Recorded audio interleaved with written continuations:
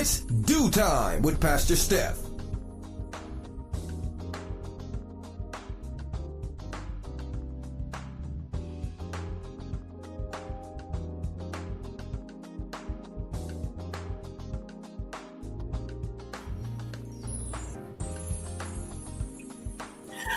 Good morning, good morning, good morning. Rise and shine. You're on with this Due Time with Pastor Steph.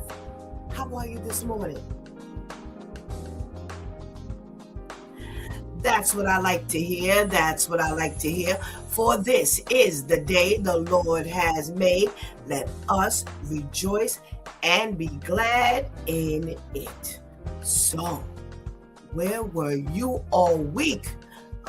We started off shaking the Monday morning blues with the Due Time crew, and you know it's relationship day. Now we talked about the things that he exemplifies that reveals that he will truly not be a good husband. Yep, he is going to be a terrible husband. And one of the things we talked about is he thinks the world revolves around him. Who can deal with the person who thinks the world revolves around them? How does anything get done? Who else gets some attention? And everybody needs attention in every relationship. We talked about he never wants to grow up. How do you deal with that? Oh my goodness gracious. When you raising the kids and you raising him, most times that does not work well. One of the other things was talking about his roving eye, or when he wants to flirt with everybody and he doesn't believe that there's anything wrong with that. No, that's not going to work, because it's somehow his flirting somehow puts the onus on you to grow up, to be mature about it, to accept it. And no, you're not going to have these bad behaviors and then someone else has to do the work. It doesn't work like that, people. Doesn't work like that, okay? Well, we had the switch with Shantice, and the tip this week was allow God to wean you off that. Well, we just got finished talking about stuff. The things we talked about, you want to be the center of attention. Maybe that's the way your mom treated you. Maybe that's the way mothers and their sons, everything was focused on you. Nobody mattered. You could never get a good enough woman. And, she always had to make sure you had the extra. And the world revolved around you. And when you got to be older, that's what you thought it was supposed to be like. Well, let God wean you off that thing, because there's no way in the world as an adult you are supposed to continue to believe that the world is supposed to revolve around you. And this is why we need to make sure when we're raising our kids that we do and we not do certain things. Because if you think all this stuff gets left into childhood, you better think again, because it just does not work like that. Well, what else are you doing that belongs in your yesterday? Remember, a few weeks ago we talked about, ladies, please leave that back in 2025. Don't bring that in to 2026. Well, what part of your life needs to be left in 2000? Yeah, back in the 1990s. You too old for that. So let God wean you off that thing. We're going to expedite this thing. We talked to our girlfriend Vivian and her socially conscious segment. And we talked about the Florida hospital that could not get the patient out of there. The patient had been discharged from 2025. But for whatever the reason is, they say maybe mental health, maybe housing, they just decided they were not leaving, and the hospital could not put them out. So now they are getting an injunction to put the person out of the hospital, and they're taking up a bed that's needed by someone else, and just causing all kinds of just a situation that just does not need to exist. If you're well, get up and find your way on the outside. Why would you want to stay extra in somebody's hospital anyhow? That doesn't even make any sense. But again, mental health or housing issue, or you ain't got no TV, whatever it is, they decided to stay, and that's what was going on. Well, yesterday we talked about those dating standards. Are your standards too high? And that's why you don't have nobody. What are your dating standards? If you're dating, what are your standards, and what do you feel is not good enough, or whatever the situation is? Let's make sure we consult God for whatever it is. Whatever it is, we consult God, because it really may be a point where God doesn't even want us to date.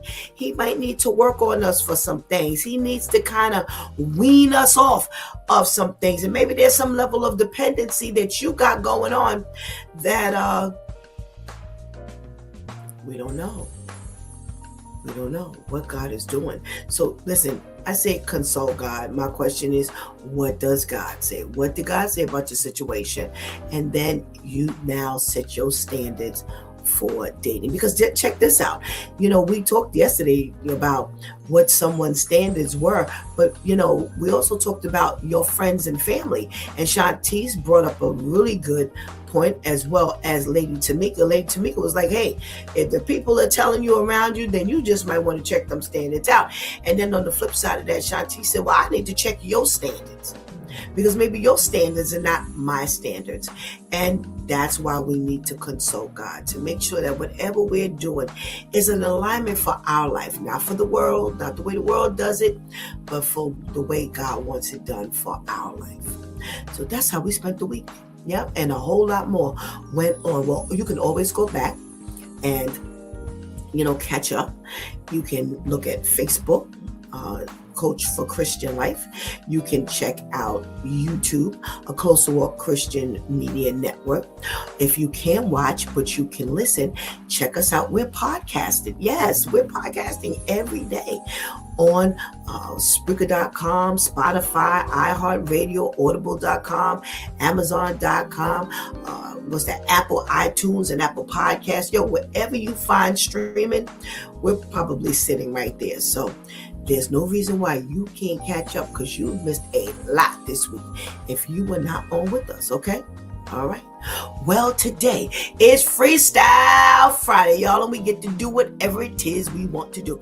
Well, what do? We always talk to the men. Last week, we were just rolling solo with Pastor Jeff. Let's see who shows up today.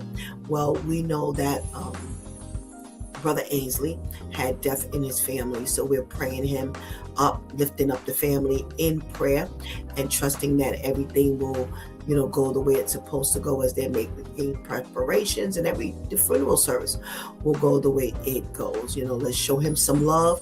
Go ahead on Facebook to Ainsley Harris and send him a shout. Let him know that, hey, we miss you and we're praying for you, okay? All right. Well, go ahead and get that healthy breakfast. Go ahead and tell somebody, anybody, everybody that It's Due Time with Pastor Steph is on. And whatever you do, don't go anywhere, because we will be right back.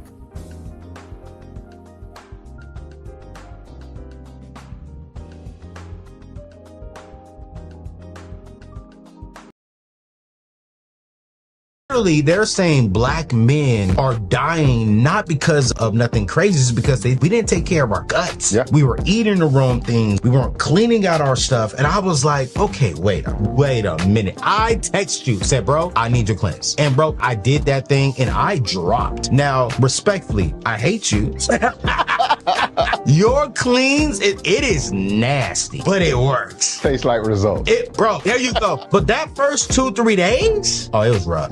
Your health and your death begins in your gut. Because if you start to think about some of the top killers of people, leading causes of death, cardiovascular disease, gut. When you think about diabetes, gut. When you think about, in our community, colorectal cancer, which we get it at 40% higher risk, and we're 3 times more likely to die from it. Yeah. So when you start to think about it, especially for our community, it's the gut.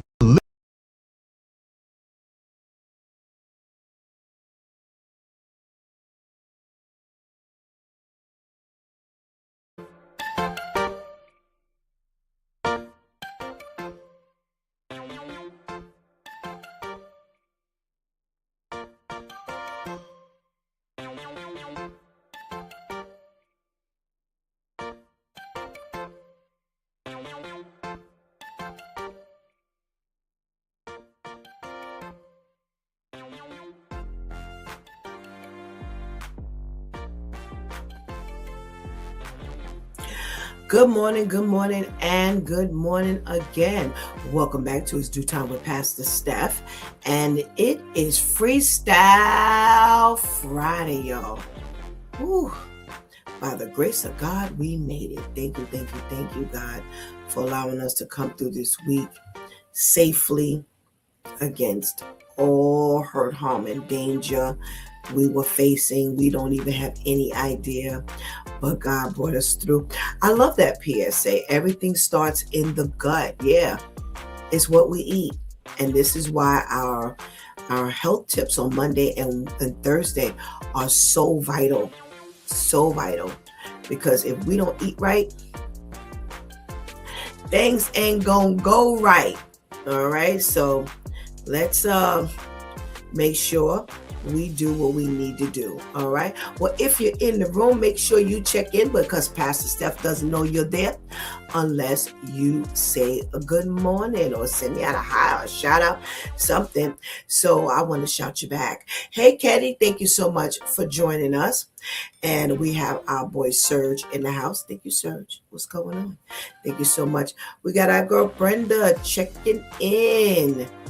You might have the day off. Do you have the day off? I hope so. I hope you're enjoying your day off. And we have a check-in from Miss Grace, I'm hoping. If you're out there, good morning. Thank you so much for joining us. Hope you're doing well this morning. We must say good morning to the ladies that hold it down each and every day. And we could not do it without them. Let's say good morning to our girl Shantice. Good morning. And our girl Anika. Good morning, good morning, good morning. Thank you so much for joining us. Well, I got to tell y'all, I completely forgot it was Celebrity Day. And I'm doing my thing, and I got some news, but it ain't got nothing to do with the celebrities. So at the last minute, I was able to pull up a piece of trivia that I had in my arsenal for future usage, and thank God I did, because I can at least give us a little bit of trivia for the entertainers. And I want y'all to play along with me. We are talking about some songs you didn't know, you may not have known, that Teddy Riley produced.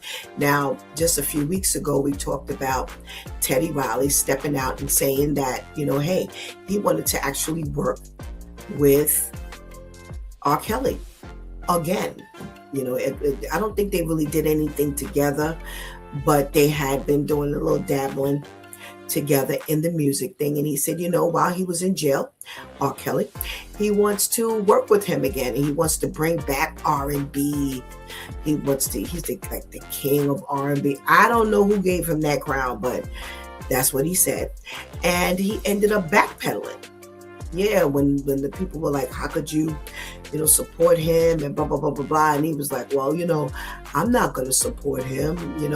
I'm not going to do any music with him. He's a punk. But in any event, he is a musician and he does his thing. So if you know one of the songs that he produced that wasn't very popular, it might be on this list. Now, when I say wasn't very popular, I don't mean that the song itself wasn't very popular, but that Teddy Riley himself produced it. Now, I looked at the first one and I was like, wow. But when I think about, who he was, and he had that New Jack Swing thing going on, then I was like, okay, it does have his, have his, touch on it. It's almost like R. Kelly. Anything R. Kelly has touched. The only thing I didn't know R. Kelly had done was Life. Yeah, the theme song to the movie Life did not sound anything like R. Kelly. So there might be some things on here that may not sound like Teddy Riley. All right, let's see what's going on. All right. They say that Teddy Riley has had his hands in Is It Good to You? Heavy D and the Boys. Is it good to you? I was like, what?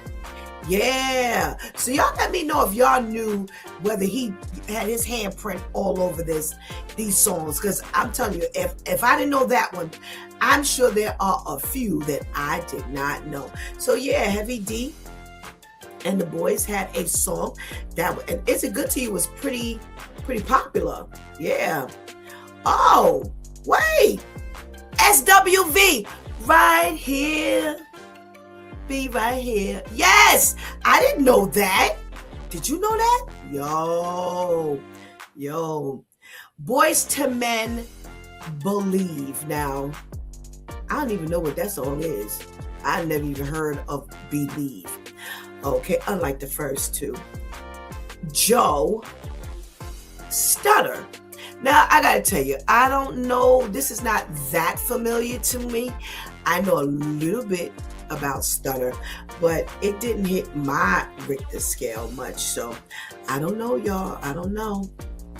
What about Robin Thicke's It's in the Morning? Now I gotta tell you, I'm not a Robin Thicke person. So I think I only maybe know one or two of his songs. Other than that, I do not know any Robin Thicke songs, and this is one of them. Kelly Price, Love Sets You Free. I don't know that one, y'all. Y'all know that one? I don't know. This chat room is kind of quiet. I don't know if anybody knows anything. All right. So Kelly Price, Love Sets You Free. I don't know. Plus, let me tell y'all something. After, what's that? R&B Divas? If I Never Saw Kelly Price, or what's that other chick's name from Brownstone?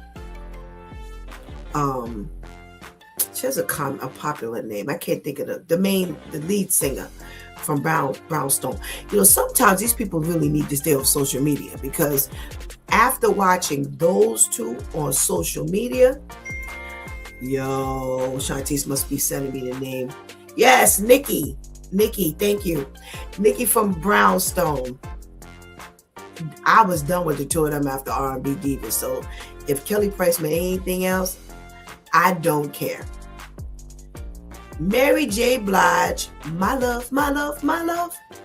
Yeah, that's my life. My Love by Mary J. Blige. I don't know this. Do I know this one? And you know, because we're on YouTube, we can't play the songs because then we'll keep getting flagged for copyrights.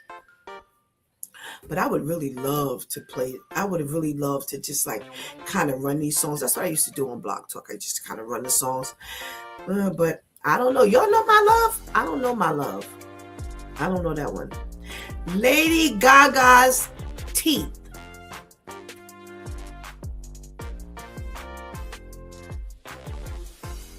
Yeah, some of these needed to stay. Some of these needed to stay like unknown. Maybe they popular in their world. You know, I don't only listen to gospel, by the way, but I don't know. Yeah, Shantice, this is saying My Love. Mary J. Blige, My Love. So if you don't know it and I don't know it, then maybe it needs to be kept in the closet. Okay. Well, you look up the credits and tell me if the credits read My Life or My Love for Teddy Riley, because that's sure what they saying. That maybe that's why that's the first thing that came to. Oh, she says it's wrong. That's just look for me. All righty, and let me know. Is it there a song by Mary J called My Love? Maybe there is, and you just don't know nothing about it. All righty, let's see. You got another couple songs. Oh, now this is one of my favorite from the 90s. I love the way you kiss me when we're playing the kissing game. Whoa, I did not know that was a Teddy Riley baby. No, I didn't know that. Wow, and that's by High Five. All right, wow. And I Get the Job Done by Big Daddy Kane. All righty. Well, like I said, let's see Shantice is saying. Song called My Life from her My Life album, My Love Song in 1993 with Teddy. See, I told you there may have been a My Love song. Yeah, nobody knows that song. Oh, no. Okay, well, that's another song that Teddy Riley produced, and nobody knows about it. Okay. Well, did you know those songs? Well, they said you didn't know Teddy Riley produced it. Well, you may not even know the song. All righty. Well, that's all the celebrity stuff I got for today. And I'm sorry, y'all, because I get a kick out of Celebrity Friday. And I don't know how I forgot that it was Celebrity Friday. I don't know how I forgot that. Wait, did I? Our brother Ainsley's on. Oh, amen. All right. Well, let's get to this news that I do have. All right. Well, what are we talking about this morning? I got some weird stories today. I got some really weird stories today. Kenny says, yes, high five. I love that song. Yes. All righty. There's a story about a Michigan man who kills an entire family. Well, he attempted to kill the entire family. So sheriffs out in Michigan say that 21-year-old Alexander Lamar Banks Jr. claims something. I'm not going to tell you that part yet. But he claims that something happened and he ended up getting in his car, driving around until he saw this family of 3. Now that was 37-year-old husband, 33-year-old wife, and they were out walking their 3-year-old daughter, Harlow. And they say that a home security camera caught him plowing his gray sedan into the family, leaping out of the car and blasting away with a 12-gauge shotgun, striking all 3 members of the family. Did I say there was a 3-year-old little girl in the family that he's literally shooting at with a 12-gauge shotgun? Yo, well, there's a neighbor who ran up to them, an older lady. She runs up to them, 72 years old, and she tries to save them, and she somehow distracts him. Well, I guess you ain't planning on somebody else showing up. And he knocks her down, and he runs off. Well, needless to say, they did catch him. Well, unfortunately, the baby was pronounced dead at the scene from the gunshot wounds. And Paige and Cameron Smith, they were later listed as stable in the hospital only because of the heroic efforts of the 72-year-old neighbor. Now, she was in the hospital because she had to have brain surgery. So when he pushed her, she hit her head. Now he claims, check this out. He claims that somebody threatened his life and told him he had to kill someone to save his own family. Now they cannot prove this story.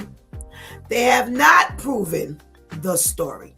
So now you've got a family messed up. Their 3-year-old daughter is gone. And I don't know what kind of time he's facing. But I don't think there's a jail big enough for him. So he goes back to court and had the nerve to plead on back in February, not guilty, and his lawyer said he's mentally incompetent. Well, only time will tell if he is truly mentally incompetent. But unfortunately, that's what happened with the baby and the family. Oh, all right. I got another story that's a little lengthy, but I want to give a shorter story first because the other story is sick. All right. Talk about sick, y'all. Talk about mentally incompetent. There's this 5th grade teacher. Oh gosh, well, where do these people come from? So there's this 5th grade teacher out in Las Vegas who they have now arrested after being accused of inappropriate behavior by multiple students, and come to find out not only by the students, by the staff as well. Well, this Ngayan, I don't know how you pronounce that name. I see that name quite often, but his name is Kanam. Okay, 51-year-old teacher. He's been employed since I believe 2000 with the school system. And quite so many years, y'all, he's been over there cutting up. Now, one instance, they say, he's been playing some teddy bear game, and he walks around hugging a student, predominantly female, who stood in as a teddy bear while he would pretend to be distraught or cry. And the student was supposed to be the one to provide some form of comfort. He also played a game called knife tag. Are y'all ready for this?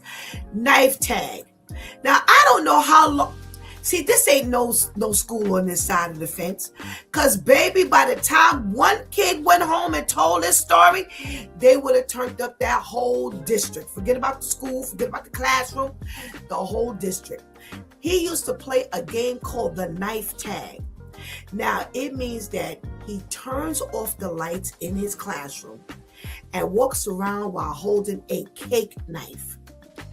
And that's a large serrated bread knife, was found in a cabinet in his classroom. What kid is gonna go home and tell their parent they were playing knife tag and they not swarming the school? That's how you know this ain't no black people, because this would not have gone down like that. Not only that, he's got multiple students who told similar stories about this teacher, saying that it made them feel uncomfortable and scared. And one student even said that the teddy bear game left them feeling weird in a bad way. Who is just telling this story? That they have not gotten rid of him a long time ago. This has been going on for years, they said. Now, they say the students accused him also of inappropriate touching, making uncomfortable comments such as shipping students as couples and referring to them and the little girls as gold diggers. Oh Lord, where do they come from?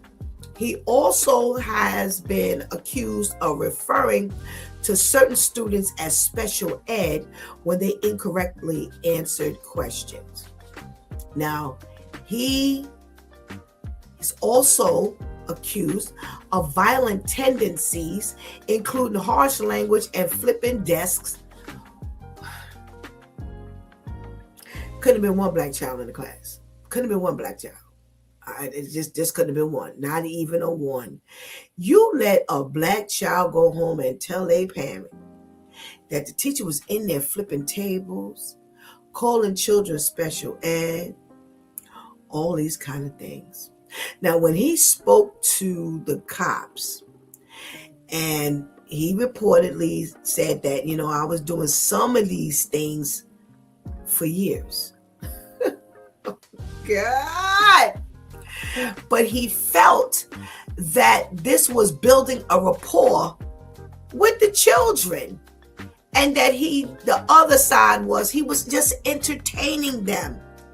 Now, he denied calling anybody special ed, but he did not deny the other allegations. And the principal said that he had complaints from the staff that he was acting inappropriately by making certain comments to them, making unwanted advances, and giving them unwanted gifts. Why was he still in the school? Because you're not going to tell me none of these teachers heard what was going on.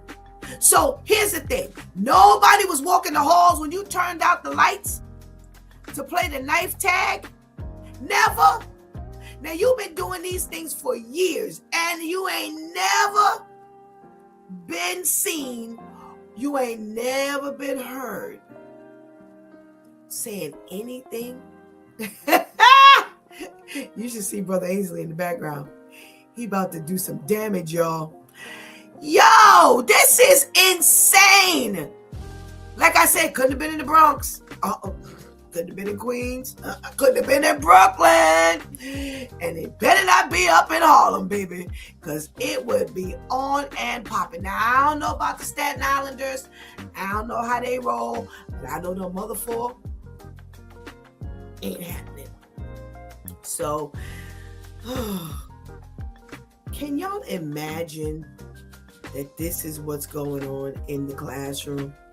Yo, I can't take it, y'all. I can't take it. I can't take it. I can't take it. Oh, my goodness gracious. What else we got to talk about? Well, I do want to give you an update about those people who were stranded in Dubai. Well, unfortunately, it ain't over. I was hoping that at least by now, there would be some people who would be able, or at least everybody would have gotten home, not one or two. And they are still stranded out there. Some people have managed to get home, but for the majority, they have not been able to go home. You have one individual who's been stranded since March 1st. Well, since February, because remember the thing happened in February. So when they shut it down, this Vasquez person was over there. She was staying in a Taj Dubai hotel, which is a 5-star hotel. She was spending $500 a day, and roughly $300 of that went to the hotel bill. And she spent $6,800. Now, she was one who was able to get out. Now, she said she ran up a whole lot of credit card bills. And she says, I don't know what I'm going to do because I got a hefty bill. Okay. There's a couple who got stranded out there. And they too are running on credit cards. They say that now, here's what they claim, that certain airlines from there, and it's only a few, but certain airlines from out there said that they would pay for these people's hotel fees. Because remember now, it's their fault that the people can't go. So I guess maybe they're going to get the money from someplace else. So they claim that they were going to be paying some of these fees. And what they've done is they've given like some kind of vouchers and all kinds of things. Well, part of this team, this couple, said that her dad, she went there for, she was going to Malaysia. And somehow or another, they had to stop in Dubai. And that's where she got stuck. She was not able to get a connecting flight after that. They canceled her flight to London, where they were also going. And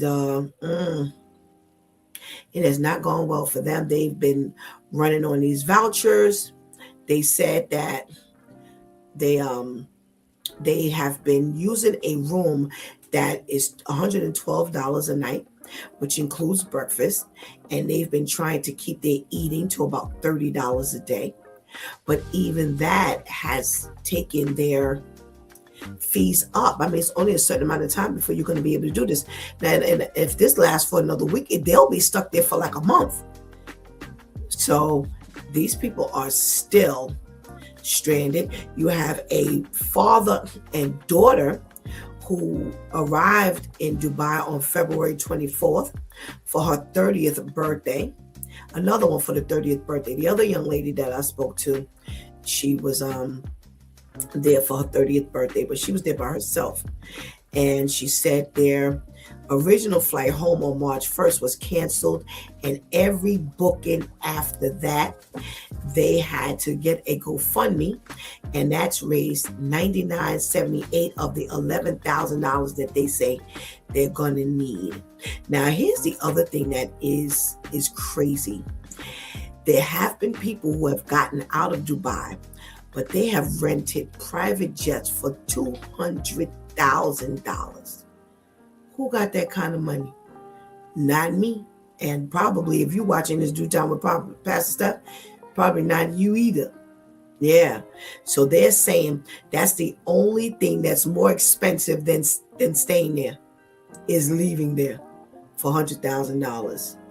$200,000. Oh my goodness gracious. Well, I see I got a comment. Let's see what's going on.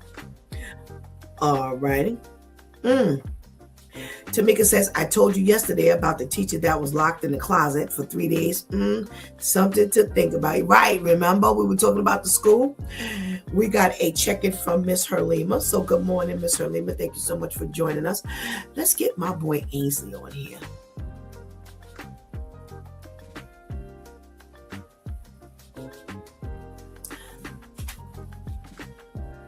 Hey, good morning, Pastor Steph. Good morning this early Friday morning. Yes, good morning. How are you? I'm doing all right. Just said, we were sending. I'm okay, thanks. Just said we didn't expect you on. We're setting up prayers for you and the family.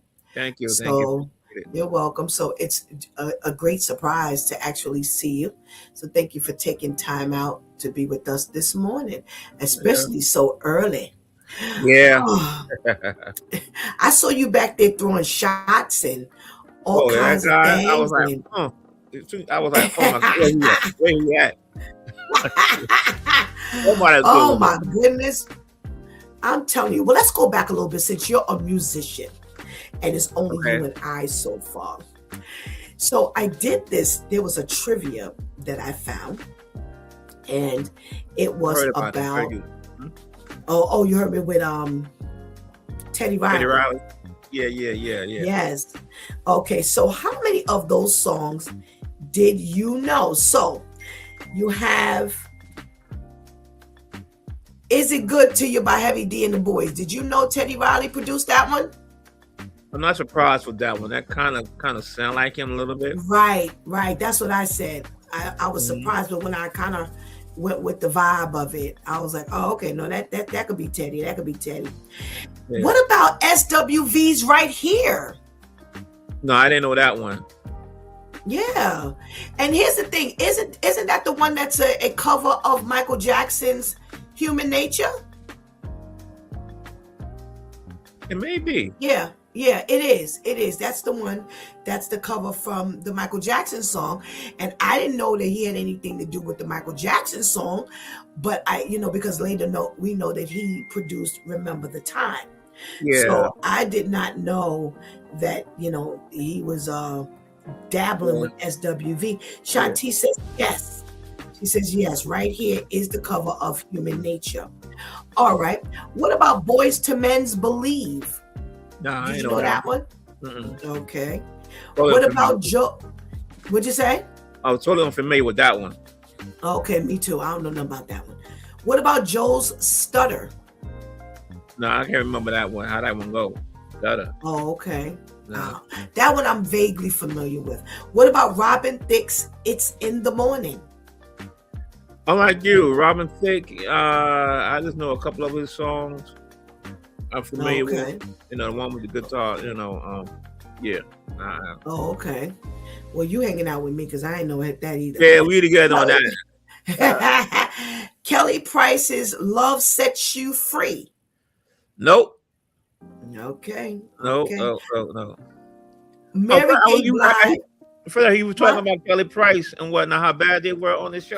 I didn't watch it, but my understanding was that she said she stopped it because she didn't like how they was, they tried to, it's supposed to be reality, but it's really to look a certain kind of way. Right. She didn't like how they was, going about it, and so she said, nah, she got out of it because of that. So it was that bad. For me, I would never. Her attitude was so nasty. Now she claims that they had their own thing going on in the back, in the back of the room. But my thing is, what does that have to do with you? And I would sooner not be on the screen than to portray the attitude that she had. For me, her and that Nikki from Brownstone. Oh no, y'all good. I ain't got to worry about none of y'all. Wow, was that bad? I didn't watch it, But, I have millennial girls, and during that time that was the thing. So I sit down and watch it with them, but it just really turned me off from ever really being with them. They had Shantae Moore. What's that other one? She didn't do what was the show called? Did it go by the Housewives or something? No. This one was R&B Divas. Oh, R&B Divas. Okay. Yeah, they had, what's her name? Johnson, Selena Johnson. Okay. Nikki, I can't think of her name. Nikki, from Brownstone, Kelly Price, Shantae Moore, and a couple of other. Faith Evans at one point. I think there were 2 seasons of it, and I don't think they were both on. Michelle. Thank you, Shantice. I don't think they were on the same season. I think it was 2 different seasons, and it never went past 2 seasons. Well, it ain't gonna be no real show unless there's some kind of conflict. You want to see, I guess, some black women attitude, some neck shaking going on. Yeah. Some bad blood, maybe a little fisticuff kind of thing going on. Well, thank God it wasn't anything physical. Shantice reminded me, Lil Mo was on it. So they had some interesting characters. Yeah, it's kind of interesting. But yeah, those 2 were just over the top for me. Their attitudes were over the top. We got from Anika, prayers to you and your family, Brother Ames. Thank you. And we've got a check-in from Miss Grace. Hey, Miss Grace, thank you for checking in. Hey, all right, we got a couple of other songs. We've got Lady Gaga's Teeth. Did you know Teddy did that one? Mm-mm. Okay. And I like that. I know.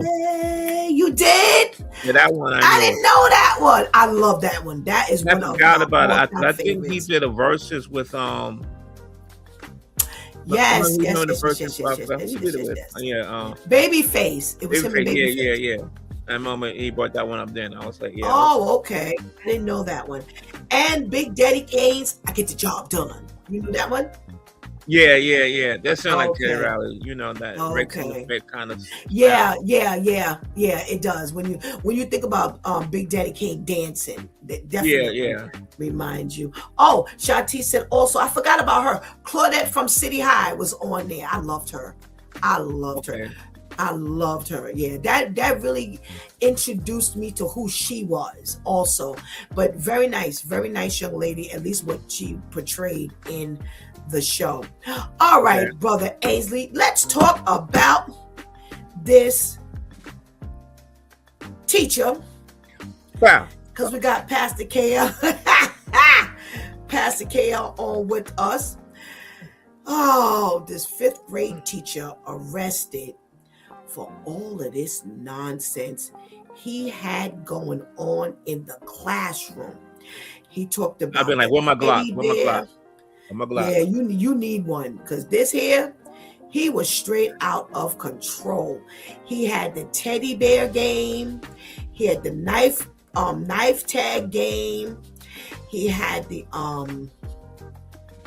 where he was shipping students as couples and referring to the girls as gold diggers. He was even accused of calling some of the kids special ed when they didn't get the answers right. Also, they said that he had violent tendencies, including harsh language and flipping desks. And I said throughout the whole story, Brother Ainsley, this could have never been in the hood. Do you agree or do you disagree? I agree. But, soon you mentioned, with the whole teddy bear grabbing up young girls, I mean, definitely ain't going to happen on this side of the fence. Okay. Now, I would say on any side of the fence, I'm sorry. I'm like, where the real men? Where the real father at? Come on now. What? I'll be like, it's to handle that. That would have been his first and last day. His last day right there. That would have been handled right there. There would have been no more. That's it. That would have been handled right then and there. What? And you going around fill up girls talking about, it's a teddy bear game? Well, I got a teddy bear for you. I got a teddy bear for you. Yeah, I'm going to flip some tables and there's going to be some flipping and stuff. I'm going to oh my God, we handle that, man. There ain't going to be no need. There's going to be need for court for me. But him, nah, he gonna be handled. You ain't got to worry about him teaching no more. I did the whole school district, the whole board, all the students. They ain't got to worry about him. The other teachers, they ain't got to worry about him harassing them. It'll be handled. It's okay. Woo! Look out for you like that. You know what I'm saying? We don't handle. We don't go for that. Absolutely. But I didn't know this side of you, Brother Ainsley. You have introduced me to an entirely different side. To me, when you harm children, that's a level of decrepitness that come on, children. That's like a no. I mean, you gotta set a standard. I mean, it's all kind of wrongdoing when you violate a child, man. I think you need accountability. You need accountability, period. I don't care. You need accountability. All righty. Let's see what your brother KL has to say. I know he feels the same way. Hey, Pastor KL. What to do, crew? Good morning. How you doing over there? I just want to give a PSA that Deacon Harris is a thug in real life. He just play a preacher on TV. Oh my goodness gracious! Hey, you know how your boy said last month? Brother Ainsley went through a few things. Oh yeah, Paul. Oh my goodness. Pastor KL, you've heard all of this behavior by this his name. Let me give you his name. His name is Kanam Ngayan. And he has been teaching for years the 5th grade at this school. Even at his own admittance, he's been doing this stuff for years because he said he felt it was building a rapport, as well as, what was the other thing he said? He said it was building a rapport and something else. I'll find it by the time Brother Al gets on here. But I said, this ain't no way in the world you got a black kid sitting up in this classroom and all of this stuff going on, and they don't go home and tell a parent. Because I can't understand any of these kids going home and telling a parent, and then nobody shows up, and this goes on for years. What's your thought? My thought is that his new anthem would be "When I See Jesus." Amen. Ooh, goodness gracious. My rod and my staff would have comforted him. I'd have been in the book now. Silver and gold have I none, but such as I have, I give unto thee. rise up and walk. I mean, I'd have stayed biblical. You know, I would have had biblical substances to go through what we was going to go through. You know, we would have had to lay hands. You know what I mean? You would have been laying prostrate. How many more biblical scenes we need on this one? This would have been Passion of Christ too. You know what I mean? So, I'm so mad. I'm so mad. Oh my gosh. That's what I'm talking about. Oh my gosh. I didn't pray for them. I got you. Yeah. Wow. Yeah, I got a few. You would have had to ask somebody, who told you were naked? Because he would have been stripped. Listen, I got biblical content. You cannot tell me I'm not in the book. I got to listen. There is a scripture for everything you're going through. Sure. But I ain't think you're going to be applying all of them here. Oh my goodness. Let's talk to our brother Al, who we haven't seen in a minute. Good morning, brother Al. Abraham was the father of Isaac. Isaac was the father of Jacob. Jacob had 12 sons for real, and these were the children of Israel. Good morning, everybody. No way. Good morning, bro. I do not want you to be fighting with me. No. Hey, brother Al, welcome back. Yes, indeed. I miss you guys, man. Good to miss see you. You too. Man, I see why I've been gone. Ainsley done turned into a thug. He got on his red. Yeah. He got on his fighting hat. Okay, all right. Got his thug chain on. Pastor Steph, what have you done to him? I don't know. I just said, you showing me a new side of you. Wow.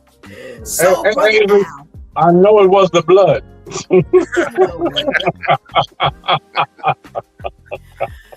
So, brother Al, this teacher claims he was doing all of this for years. He admits he was doing all of this for years.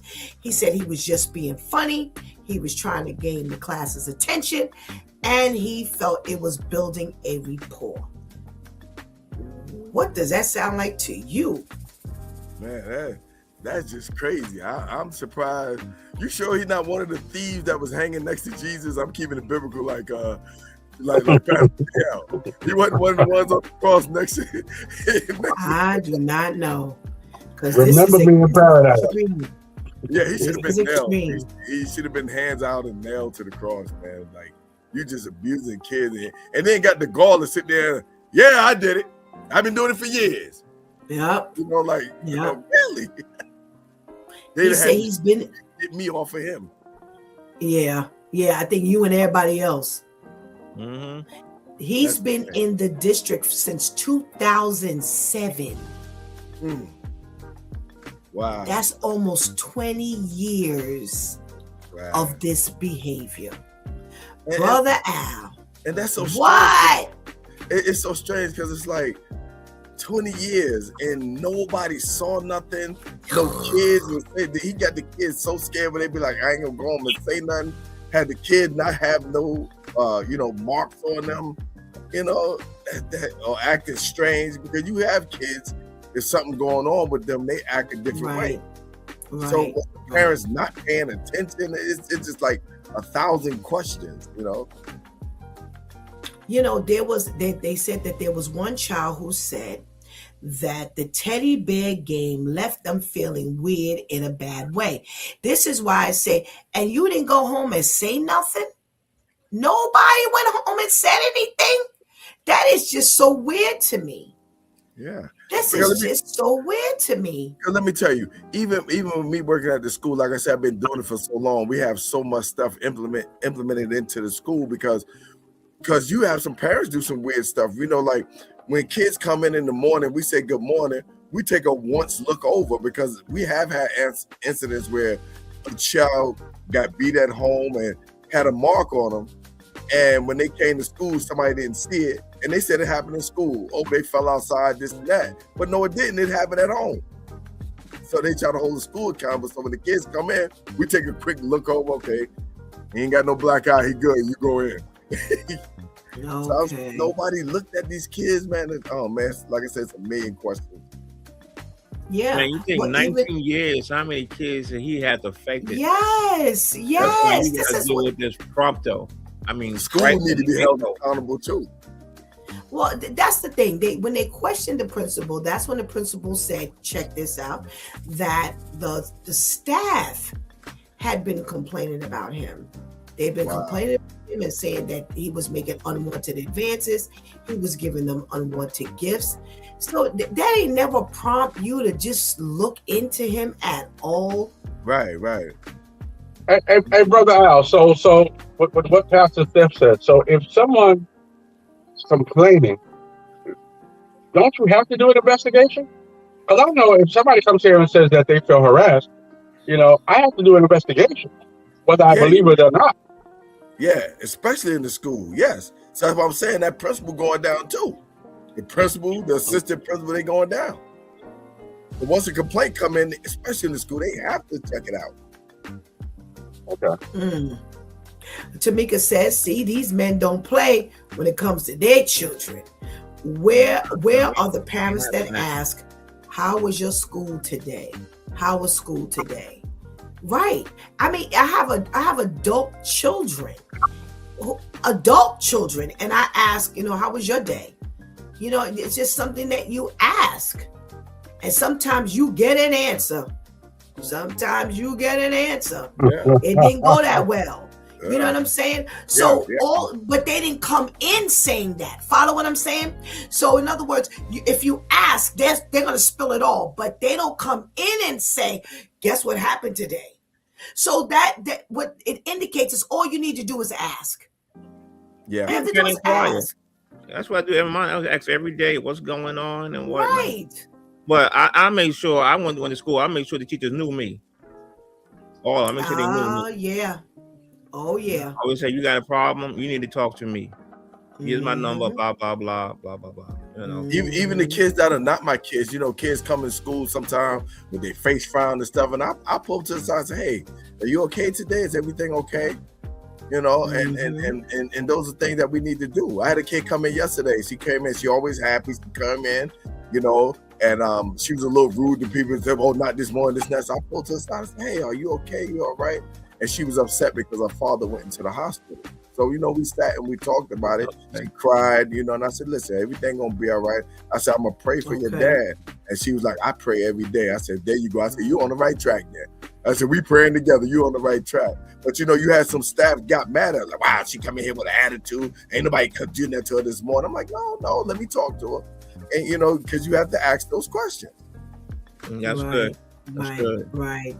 It takes a level of understanding to even move in that vein, to even say, well, you know what, instead of just complaining, ask. Again, you're dealing with the kids, I'm dealing with the adults, and if I see your face looking twisted, what's going on with you? How's everything going? Or did anything happen?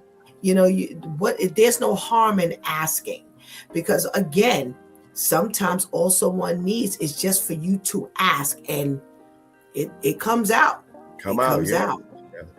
So thank God they have you in the school, Brother Al. Sometimes the rules that they have, and I understand it, and I understand it's for safety of kids.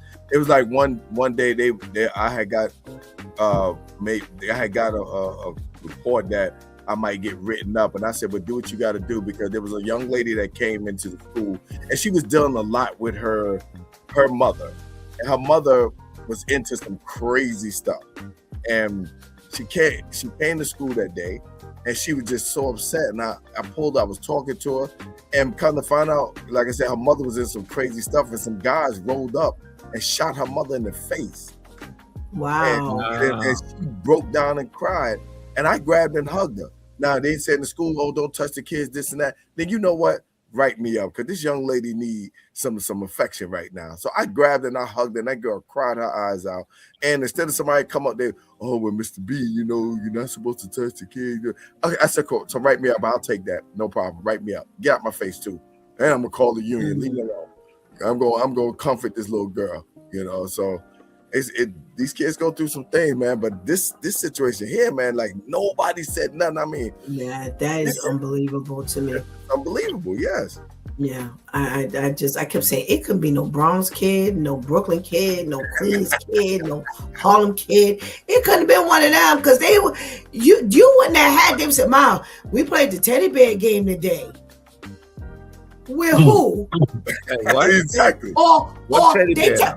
yeah, or guess what, Mom? We played the knife tag game today, and the teacher turned off the knife. And they later found a serrated bread knife in his closet. Wow. Once you said you turned out the light, that would have been it. That would have been it. Yeah. Excuse me, what's going on up in here that you ain't had to go no further. On? All I heard was Right. lights off, no further. Right. I'm like, so no teacher walked past this classroom, and it's the one dark classroom, and you know what I'm saying? I'm like, you got a long hallway, all the lights on except for this one. Exactly. And them lights are What bright. is that? Them lights are bright. Yes. So. I'm like, what? I don't get it. I'm like, and nobody said a word. Nobody said, no, I don't believe nobody said anything. You're not going to tell me one kid did not make that complaint and one parent didn't complain. I'm not believing it. I'm not believing it. I believe it's what you said, Brother Al, them people going down, because it's going to come out that there were complaints that were made from them kids or some parents. I'm not believing in all of this 20 years. Yeah, pretty that's much. crazy. And like nobody you said nothing. And like you said, it'd have been here. First of all, the kids from Brooklyn would have jumped them. That's number one. They would have jumped. Yeah. No, here's what would have happened. When the lights went out, it would have been a whole bunch of screaming. Yeah. It would have been, hey, yeah, it would have been a whole bunch of screaming. So if whoever didn't know the lights were out, then they would have heard that the lights were out, because they would have heard a whole bunch of screaming. So I don't know, y'all. I don't know. But here's a very interesting case. You may have heard about it. You may have not heard about it. I've been holding on to this one for about a week.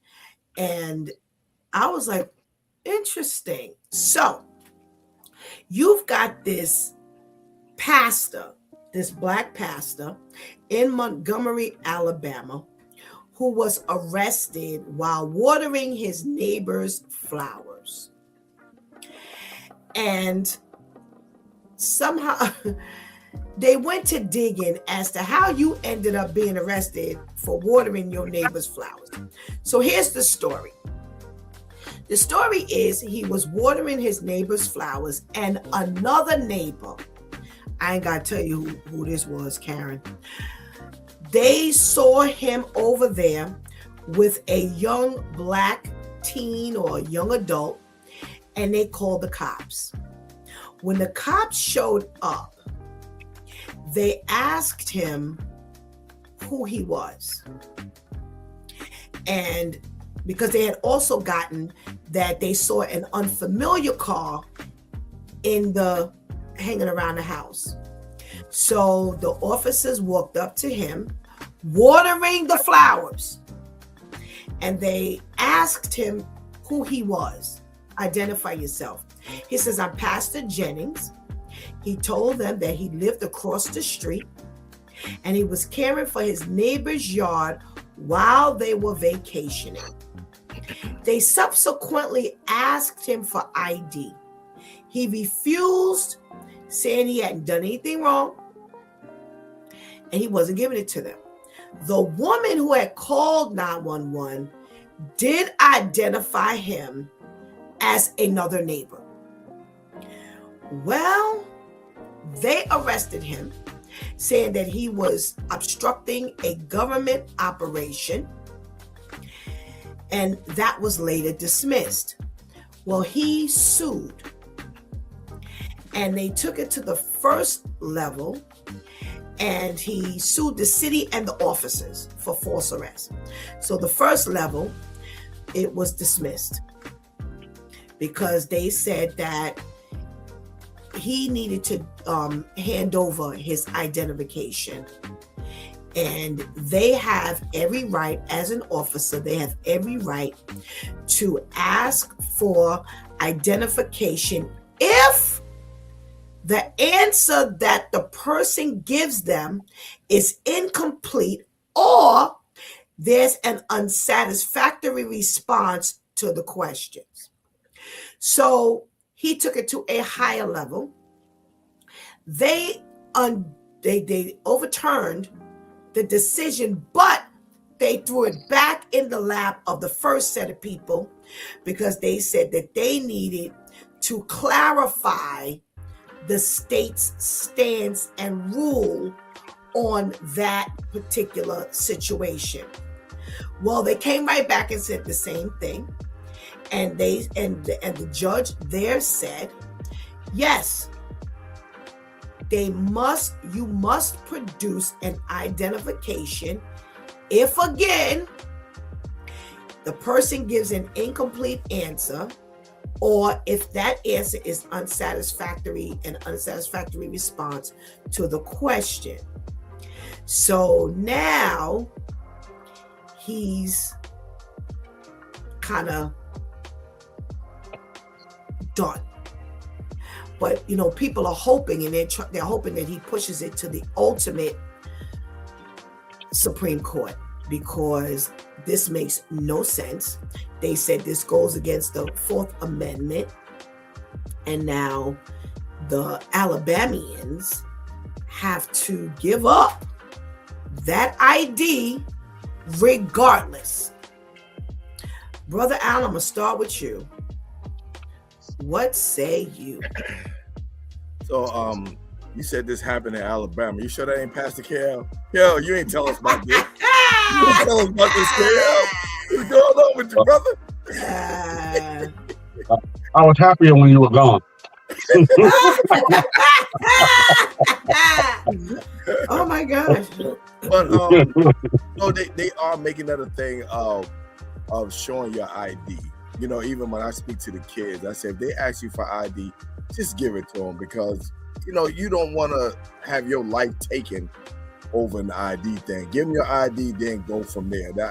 I think that's what he should have did. Hey, here go my ID, then go from there. So I honestly don't think he's going to win that case.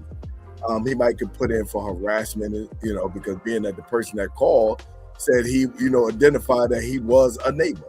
So I think he can go for harassment. The ID thing, I don't think he's going to win. And hey, like I said, that's what happened when you had those Karen. I mean, Pastor Cal said all the time on how in Alabama it's super prejudice. So you know where you at, you know what's going on there, and you got to act accordingly just for the safety of your life. Okay. Pastor Cal, you an Alabamian. What's going on? He can forget. I mean, you got a couple of things against you. You're black. You live in the state's capital, and this is a Trump state. So you lost. All three. You got 3 strikes against you. It is not going to work. You know what I mean? And the crazy part about it is that the neighbor who called know you a neighbor. Right. Know you a neighbor. Know you live on the block. You know what I mean? And you still got arrested. First of all, what you call for? I'm watering the lawn. So what am I doing? Am I breaking in with a hose? I'm just not understanding what's going on. So yeah, he's not going to win. He's the wrong color. He live in the wrong state, and he live in Montgomery. All righty.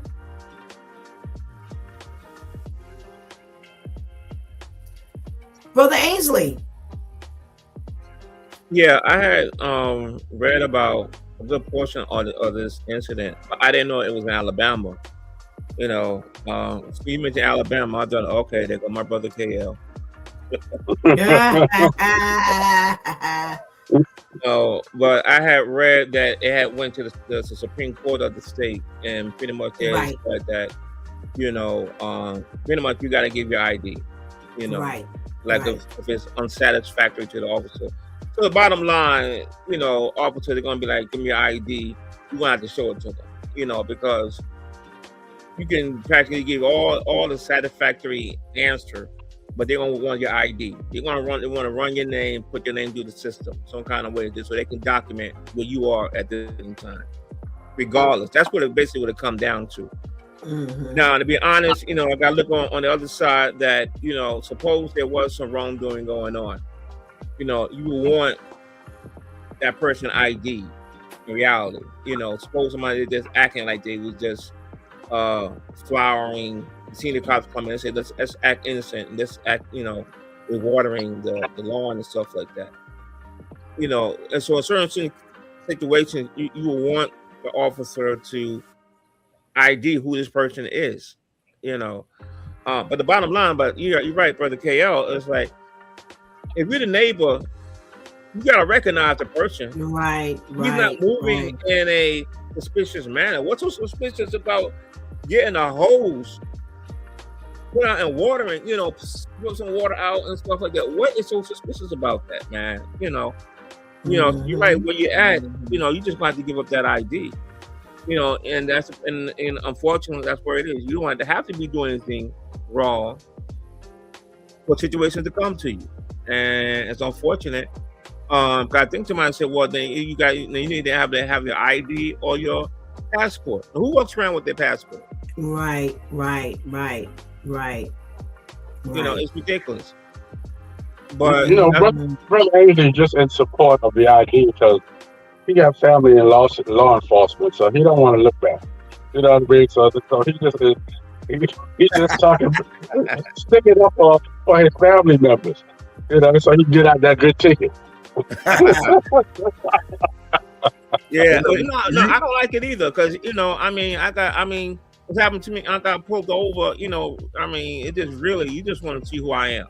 I got pulled over. It was like not because I was speeding or ran through a red light and stuff like that. Oh, it was because my license plate light went out. I was like, what? My license plate light is out? A bulb on a license plate? That's what I got that too. That's stupid. Mm-hmm. Oh, I couldn't see it just from a good distance away. What? Come on. I rather you just be honest and say, yo, I just want to see who you are. I rather you just be honest like that. But I'm like, yeah, you want that, like, hey, go run it. I know you're gonna run, see if I got warrants and all this kind of stuff. And it's happened, in different areas, man, in different states. So they want to see your IDs. That's one of those things. Unfortunately, that's where we at. I don't like it at all. I understand. I want to be like, yo, why? But that's where we at. So let me ask you something, Brother Ainsley. Has it happened where you are now since you've moved out of state? Yeah. And that's what got me trying to research it. And then I realized I thought is that a Georgia thing, but I realized even New York, what happened to that? Books for that, and it's happening. So yeah, they don't do it in New York. But I don't think that a thing. Yeah, your light supposed to be on. You have to put out lights. There's a light on the license plate. So they should be able to see your license plate from a good distance away. I don't know, like 100 yards, 100 feet, something like that. And I'm like, that's stupid, man. You pay attention to that. And they find a way. And like I tell my kids, man, I said, listen, if you can avoid, they are killing us. Stop with I ain't gotta show you nothing. I got my right. All that don't matter when you getting put in the ground, brother. I said, just show it, and then you can go from there. I walk around with my driver's license, my high school diploma, my college degree, my security card. They pull me over. They pull me over. I give them a shopping bag. All my IDs that's my college degree. Everything is right here. But they look for a reason, and I tell people, and I learned that from this politician when I went through something with a cop. He said, yo, just give them your ID. And when after the ID, then you can say, not do what you want, but you can say, okay, here's my ID. Why are you pulling me over? You have the right to ask that. And then you could go from there, because the main thing they're going to say is, well, you're supposed to have ID. I asked you for ID. You didn't show the ID. And so he said, so avoid all that. Here go my ID. Here you go. Well, dude, I don't know if you three remember years ago, it's quite some time ago, it was illegal not to walk around with your ID. Right. Do you remember that? I think it still is. Well, it doesn't sound like it. It doesn't sound like it when, they're saying that, so if they were making, well, maybe it was a New York thing, because if that was mandated, then they wouldn't be going through this right now in Alabama, because then it would already been said that it's mandated that you have your ID. I know here in New York, years ago, if you didn't have your ID, they simply could arrest you. That was a law. Right, Now, I don't know when it got until they lifted. figured out who you were. They arrest you until they figured out who you were. Yeah. Yes. So I remember that being the situation. Now, I wanted to go over this Fourth Amendment that the attorneys are saying that this black pastor's Fourth Amendment right was breached. So I want to read it. It says the Fourth Amendment to the U.S. Constitution protects individuals against unreasonable searches and seizures by the government. It ensures the right to privacy in persons, houses, papers, and effects, requiring that warrants be issued only upon probable cause, supported by oath, and particularly describing the place to be searched and items to be seized. Do you feel that based on this situation, that his Fourth Amendment right was breached, Brother Ainsley? Oh, definitely. Common sense, yeah. But we're in a day and age where there's no common sense. Look at ICE. We got U.S. citizens being picked up because they got to prove you're a United States citizen, and stuff like that. Suppose you just happen to be going out. I just maybe go to the store real quick. You ain't think about the ID and whatnot. Right. You get whatever, and ICE pull up, and so it's like we're in a time where it's unreasonable. It's not common sense. So you got to look in the larger picture. That's the administration, and that's what they're all about. There's no common sense. What it should be satisfactory isn't no more. So that's why it's just permeated. It's the culture now. Real common sense. Once the guy said, pastor. Back in the day, when that carried weight. When you a pastor, a bishop, right, one of the clergy, Right. that carries some serious weight. They can go to the jail and get somebody out. Listen, I vouch for this person. That carries weight. Right. Now it's like, what? No, I don't care. I need your ID too, and stuff like that. So it's violated, but with today's time, it's like, nah, we don't care about that. We need your ID. We want to see your birth certificate. And matter of fact, let me see that is that's your house. Let me see the deed on that. Let me see the mortgage on that. It's definitely his right to violate it. All righty. What about you, Brother Al? Do you feel that this Fourth Amendment right was breached? Absolutely. Especially in the part when you said probable cause. There was no probable cause. When he was standing there, watering the lawn. It's different if he was standing there and you see him trying to get inside the house. He trying to get inside the house. He fumbling with the key trying to get in. And you can say, okay, listen, you live there, brother? What's going on? But that was no probable cause to see him outside watering the lawn. And like Ainsley said, that used to hold weight. Oh, yeah, Pastor. Oh, Pastor, we sorry, Pastor, Oh, no, sir. And then on top of that, you got so many people out there betraying pastors and doing craziness. So all that's out the window now. So, yes, indeed. Hey, Brother Al, look, you know what the probable cause is? You're black. Yeah. Water the lawn. That's what it is. Yep. The wrong color in the right place. That's probable cause you black. Yep. You're the wrong color in the wrong place. Because listen, I don't care what y'all say. Pastor Steph laughs at me all the time. But that pastor stuff works. I can tell a story. I go to the airport with a collar on. They put me in first class. Just because I got the collar on. They don't ask me for my license. They don't ask me for my minister license. But because, and unfortunately, the light-skinned folks don't know the difference between a pastor and father.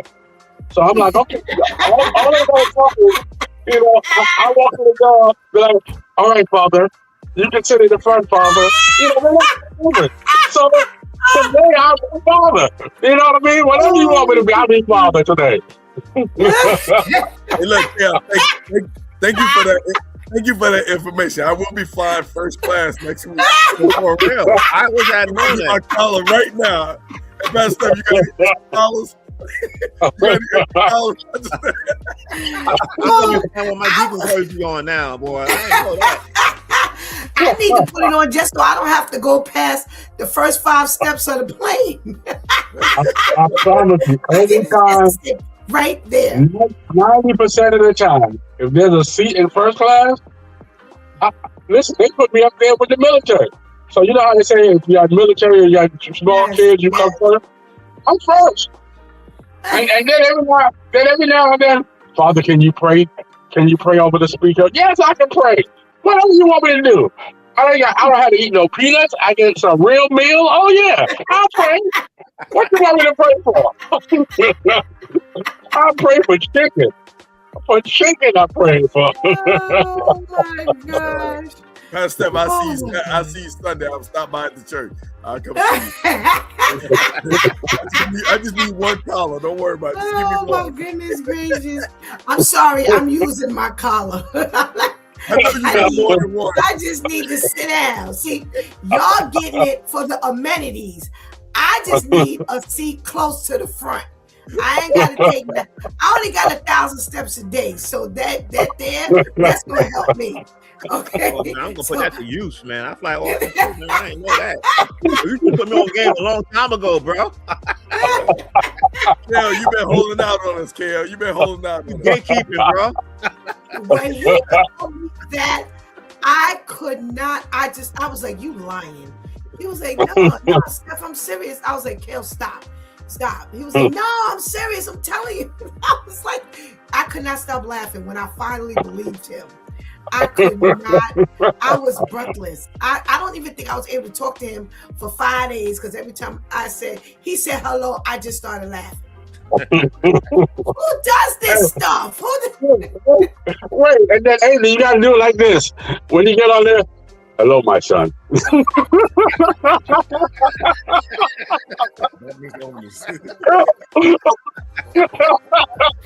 You are going to hell. You are going to hell. But I'm going first class. Oh, I'm trying that. Hell, you like exactly. It's on now. Oh, it's on now.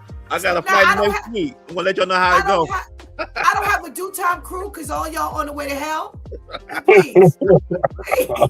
The world needs to hear a word from God. Oh Lord. And get you a nice cross. Don't get a gold one. Get it like a silver one. A nice cross that's long. Yeah, long, like 18 inches. You know what I mean? Pastor Kel, I'm gonna take it even further. I'm gonna wear a long robe. A black robe with the collar. He told me he did that. And I was like, no, you did. He was like, no, Steph, I had on my robe. I said, no. He was like, yeah, the collar, the robe. Yes. We are all in the ark. We are all in the ark. Listen, you got to start being in character from the time you leave the house. You know what I mean? Hell bound. That's all so I'm saying. I just thought about it too. Then so I'm gonna have the robe, the cross, the collar. I might would bring my staff too. Come in there like Moses. All I know is if I see any of y'all at the airport, I'm rerouting. I'm not getting on no plane. Oh no, I'm calling you, Pastor Steph. You better come on with us. Listen, I'll take my chances. Listen, Pastor Steph, you come with me, I'm gonna say I got the sick and shedding with me. Walk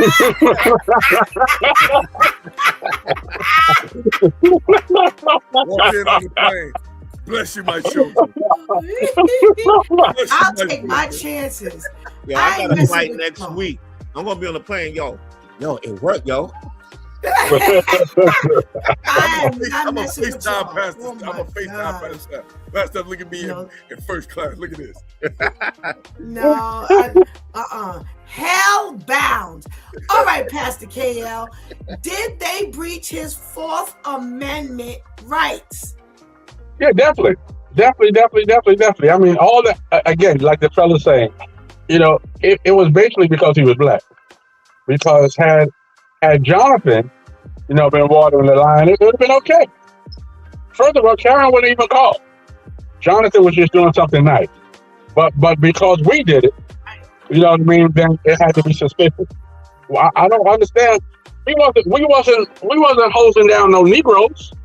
When they was hosing us down with dogs, that wasn't breaking our rights. No, it's just you can't turn this stuff around. You can't turn it around.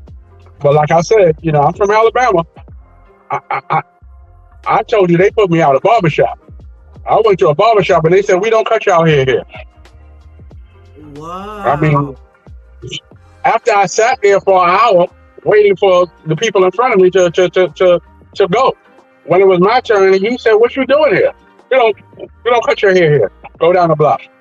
Wow. We don't cut Whoa. you. Wow. Mm-hmm. So yeah, baby, they let you know they don't like you. So let me ask you this. How do you feel serving them? What do you think when you're serving them? Okay, so let me tell you a story. You might not like this story, but I'm gonna tell it anyway. So You already going to hell, so why are you glad I'm story? Well, I'm really going to hold behind this one. I'm telling you that right now. So buckle up. So I was in a place called, my first start in Alabama was in a place called Malville, Alabama, which is very racist. And for years they had a light-skinned person, who was the store manager, and she got terminated. So then I got there, and no one liked that because I was a different color. So old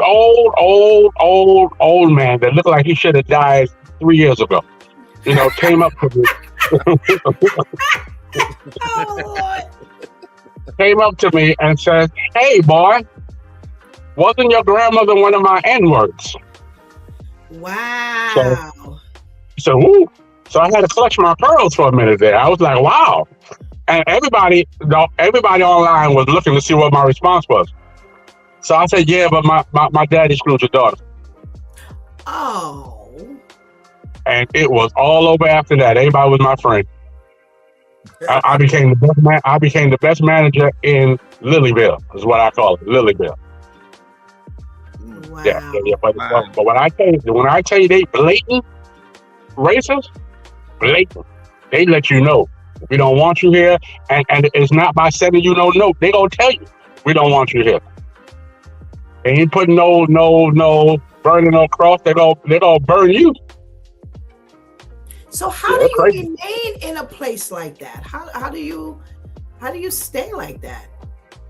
Okay, so you know what I respect? I respect the fact that Alabama, you know who's who. In New York, you don't.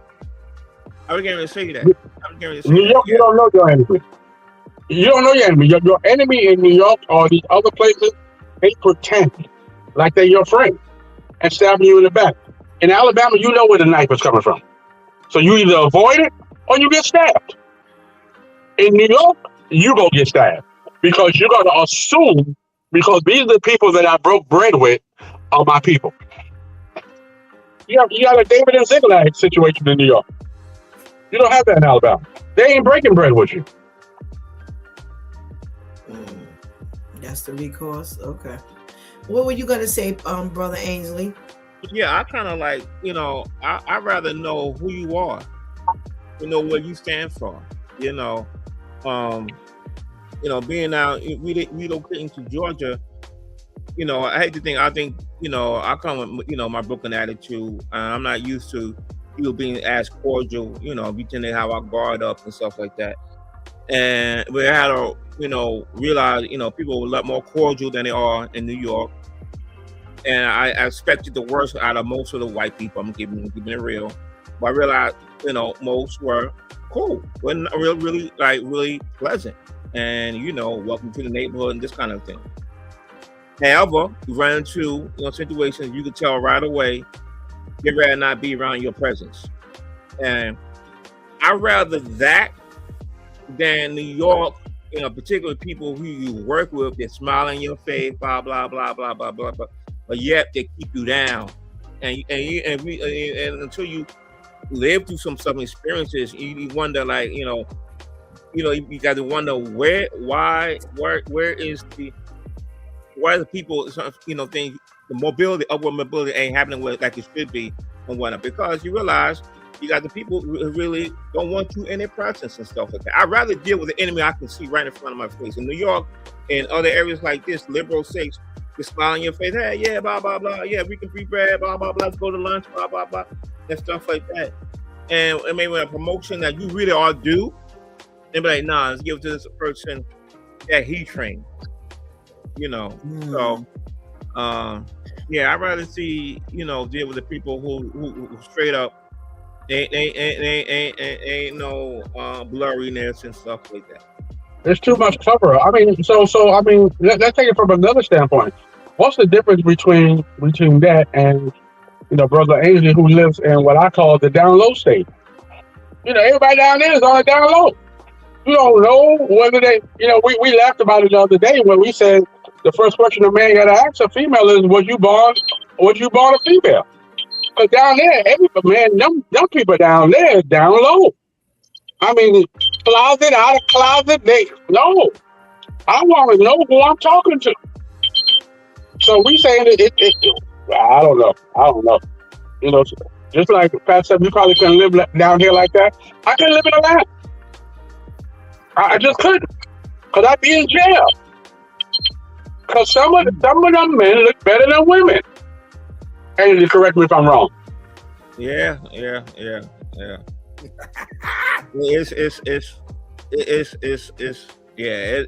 all over. It's. Let me tell you, right? So, more people know me doing music, but I did some videography. So when I first went down, moving down, relocating down the Georgia, Atlanta area, I started doing more video work, right? So I get a call, and it's like, for example, I want to surprise my, my partner. I should have known right then, or whatnot. I should have known right then.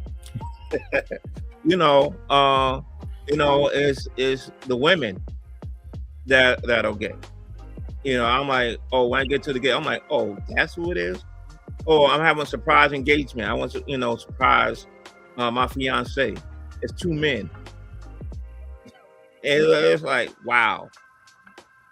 It's wow. It's prevalent. Mm-hmm. Wow. Let me read some of these comments. Tamika says they throw chairs at teachers in Brooklyn when we were talking about, what would be tolerated and what wouldn't be tolerated. And then she says, wow, it's not like Pastor KL needed a particular hairstyle. Watch him out. He needed all of his hair cut. You still got to get it trimmed and a shape up, get it cut right. No, okay. Is that what it is? Brother Al, the guys are saying that, hey, I'd rather take the South where I could see them coming. I know who they are.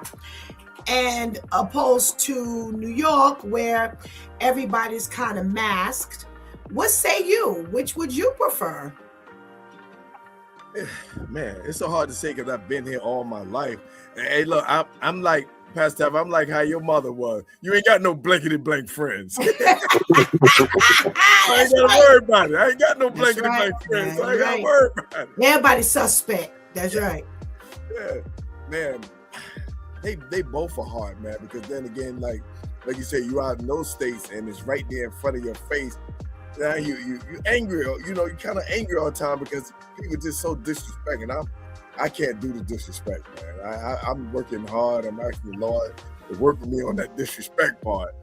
And, I've been here all my life, so I'll take care. And just, like I said, I ain't got no blankety blank friends. I go on about my business. Yeah, I don't think, as much as you all pride them on, the fact that they're blatant and they're upfront and they're honest, that's an honesty I could do without. And I'll pass. I don't need you in my face saying certain things to you, and opposed to like you said, there's this undercover, camaraderie and friendliness, and they're stabbing you in the back, and I just got to trust God for that one, to give me the level of discernment as to who to trust, how to read people, leave my guard up, and just kind of weigh it at the end of the day to see who appears to be real, and if they fit. Discernment, it's discernment, but it's not so much like disrespect, really. It's that, like, to let you know, listen, I'd rather you not be in my presence. And I'd rather you not be in my presence either. And I just can't take the other piece. What the opposite side of it is nah. I'm without. Yeah. It takes a certain experience. Let me tell you. So a long time ago, I had to go to a funeral down. It was in West Virginia, right? So me and my cousin, we Brooklyn, New York, right? So we go down, meet up 2 other cousins from down there, right? And we're going to with somebody's house and whatnot. As we crossing the street, a carload of 4 white boys, they come up and scream, "Niggas, y'all niggas," right? Me and my cousin, we Brooklyn, we like, yo, let's go handle them, right? The cousin from down there was like, no, and no, let it go. And I was like, I wish I had drove my own car, I would have handled them, right? But we with them, right? We like, yo, how you let that go by, man? And it was like, they're like the temperament. We couldn't understand, yo, how you ain't gonna go handle that? Because you Brooklyn, that's what we do, But it was like, no. But but that's like that to me. That's more like a disrespect. But when they just say, like, they let listen, I'd rather you not be in my presence, blah blah blah. It's like, okay, fine, cool. I mean, maybe it's the level to it. You know what I'm saying? It's level of being disrespectful or letting listen, I'd rather not deal with you. I guess maybe that makes a difference. I think that's disrespectful as well. I think the whole thing is I don't see it no difference either. I ain't gonna talk about. I ain't looking at it like that, Ains. I'm not looking at, well, you could disrespect me on level 1, but you can't disrespect me on level 2. I ain't playing that game. It's different. It's different. Somebody like, I'd rather not deal with you. And trying to yo nigga, blah blah blah blah blah blah. It's more offensive. You know what I'm saying? I'm not apt to want to. That's more offensive than somebody saying it wasn't your grandma, my nigga. Oh, well, that's different right there. But that's what y'all are saying. No, it's not different. Y'all saying y'all rather them say that than for somebody in a car to call you a nigga. No, don't the N-word. They just called you a nigga. Period is a nigga. What is the difference? It's coming from a white person. It's still disrespect. How's that different? No, I mean, you see how you complicate it? This how you complicate it. Go ahead. Well, okay. So for me, again, I totally understand. The way you say that about my grandmother, I got a response for you up close and in person in your face, because I know you don't like me, and I'm okay with that. But keep your not liking me over there, so I'm okay with that. But the problem is the one who don't like me, and I don't know about it, that's coming after me. I want to see my enemy come after me, because now I'm in your face. Then I get to do what I need to do to protect me. So yeah, I'd rather you come to my face and say so. If you come into my face and you 2 inches from the grave, you want to die. You want to die. Oh, God. Because all the king's horses and all the king's men is not going to put you back together again. You want to die. as opposed to the coward who's on the other side plotting to kill me. That's the coward. You don't like me, but you ain't bad enough to come tell me you don't like me. You the coward. I don't want to deal with the coward. I want you. Have that life. Y'all can I'm sorry? have the life. Yeah, Y'all can baby. have the life Yeah. of this person in my face opposed to this person back here. Either way is disrespectful. However, I just don't need you. But if you're gonna be more, I just don't need you in my face. That's all right. That's all right. I don't need you in my face. Yeah, 'cause with you in my face, I'm most likely going to do some prison time. You in my face. You in my face. I've been talking about Big Bubba for a long time. Now I get to meet Big Bubba because of you. It's for me personally, and maybe okay, because Al is a male and he's saying kind of what I'm saying, but for me, maybe it's a female thing. I just don't need you in my face. I don't need you in my face insulting me. And so what I'm saying is, if you spit in my face, that at least I know you don't like me. But I don't want to deal with the person who wants to spit in my face but don't spit in my face. No, thank you.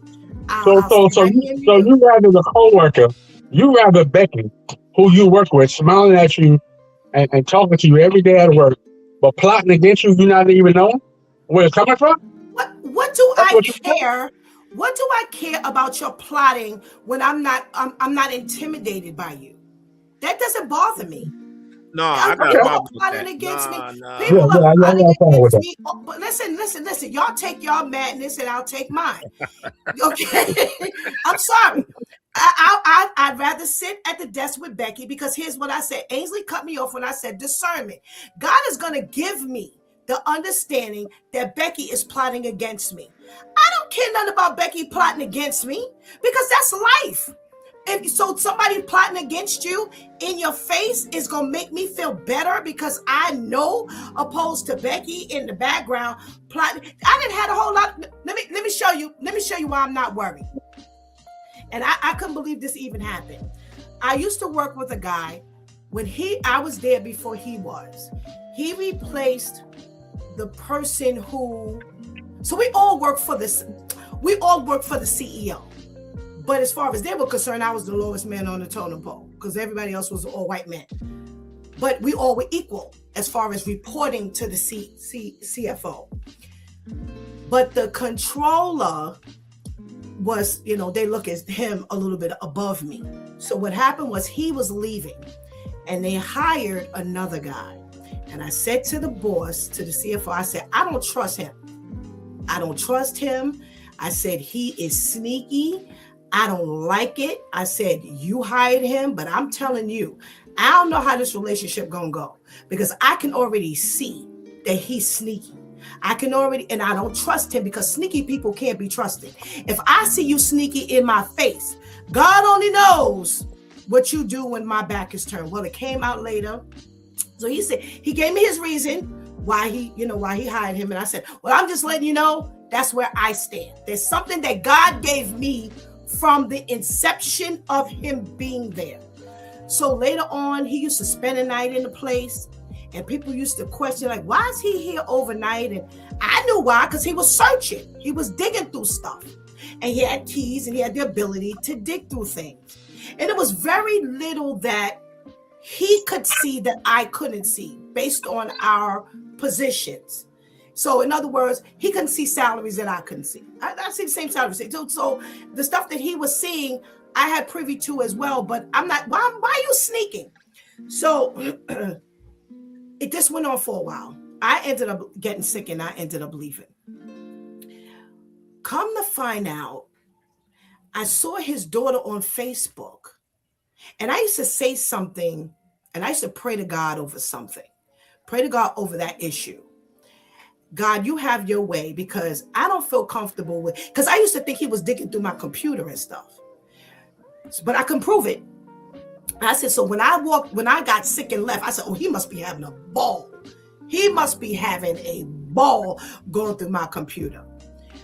I ran into his daughter on Facebook and I said, hey, how's your father? I used to work with him years ago. She said he has Alzheimer's. He doesn't remember anything. He don't know who we are half the time. No weapon formed against you shall prosper. That's why I said I have to trust God. Y'all want the people spitting in your face? I'm sorry. I'd rather you want to spit in my face and not spit in my face. So God ended up handling him anyway. Because at the end of the day, what'd you say, Al? I said, I'm riding with you on this. Yeah, because my thing is, look at how God handled him. All the stuff that he had been digging and knowing, guess what? He didn't even know his name. So why am I worried about if you plotting something against me? That's all right. So here you are, since Alice is chiming in with you, me and Angie don't stick together. So here you are, he killed me, and now you got Alzheimer's. You can't remember you killed me, but I'm still dead. No. I'm am not I alive, KL? Am I alive? Am I alive? Look at where we are right now. Look at where I am right now. Why? You didn't kill me. How did you kill me? But okay, so listen. Right now, you got to be kidding me. Am I my brother's keeper? You mad? So we disagreeing? You mad? No. What I'm disagreeing. What I'm puzzled about is when you said he killed me. I'm not dead. No, I'm saying if he plotted against me to kill me, and I died, right? but now you have Alzheimer's, you don't even remember that you killed me. But you saying that God would allow him to kill me? See, I'm in a different area than you are. I'm trusting God on this one. No, I'm seeing you that you're not trusting God. That's not what I'm saying. I want you to think I'm saying that. But for me, I have to trust God on this. I have to trust God when I read the verse that says, no weapon formed against me shall prosper. So yes, you might be plotting to kill me. But look at this is why I use this example. Look at where I am now. I'm disabled, but look at what I'm doing now. You done made all the money, way more money. You done doubled my salary. You sneaking around doing all of this stuff, and now you can't even remember how much money you made over Stephanie and how you did Stephanie as well as anybody else. And now you can't remember your name, and I'm gonna worry about you. Yo, to me, that was God's vengeance, not mine. All right, I didn't have to accept that him spitting in my face and then that happening to him. No, that's all right. Keep your spit. I'll sit over here on this side of my I hear what you're saying, but look, I mean, God brings us through all situations and whatnot. I'm saying that most of my life I've been in New York. I've been dealing with the undercover, the people. Right. Like that. I understand. I've been dealing with that. To me, it's refreshing when you see people that, I mean, it sometimes take a long time to realize, okay, it's these people. That's why things are going the way they are and whatnot. It took a long time to get to that point. To me, I would appreciate if I knew that a whole lot more sooner. I'd rather know that. I wish I knew that a lot more sooner. And like brother, it's a little bit more, you can say refreshing, but when more people are more direct, and it's like, oh, okay, I ain't got to figure out. You just telling me where you at right now.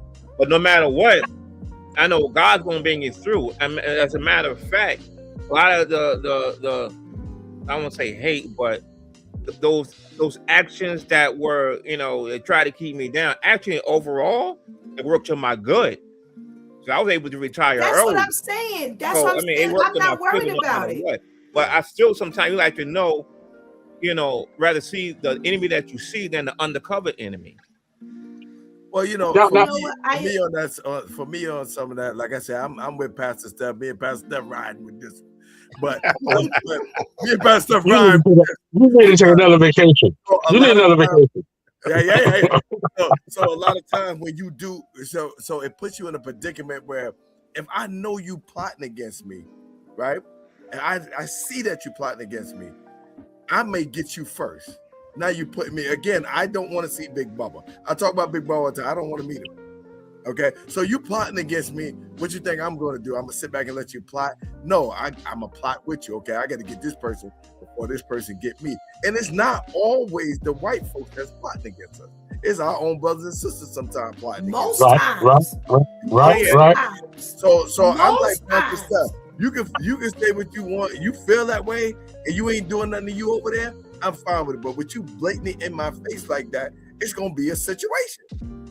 Yeah, but sometimes, Al, when you stand, when they approach you, and you stand flat-footed up against them, you know, a lot of times they're not as brave as they think they are. Oh, definitely Because not. For real. they automatically think that you're inferior, which means that you're scared of them.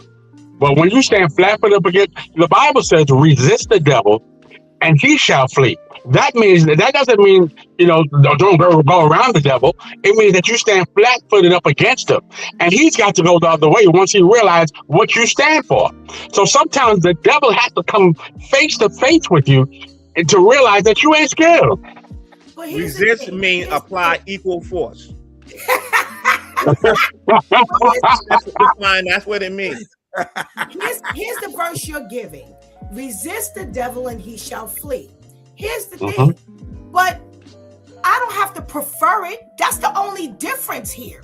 We're not saying if we ever approached how we're going to.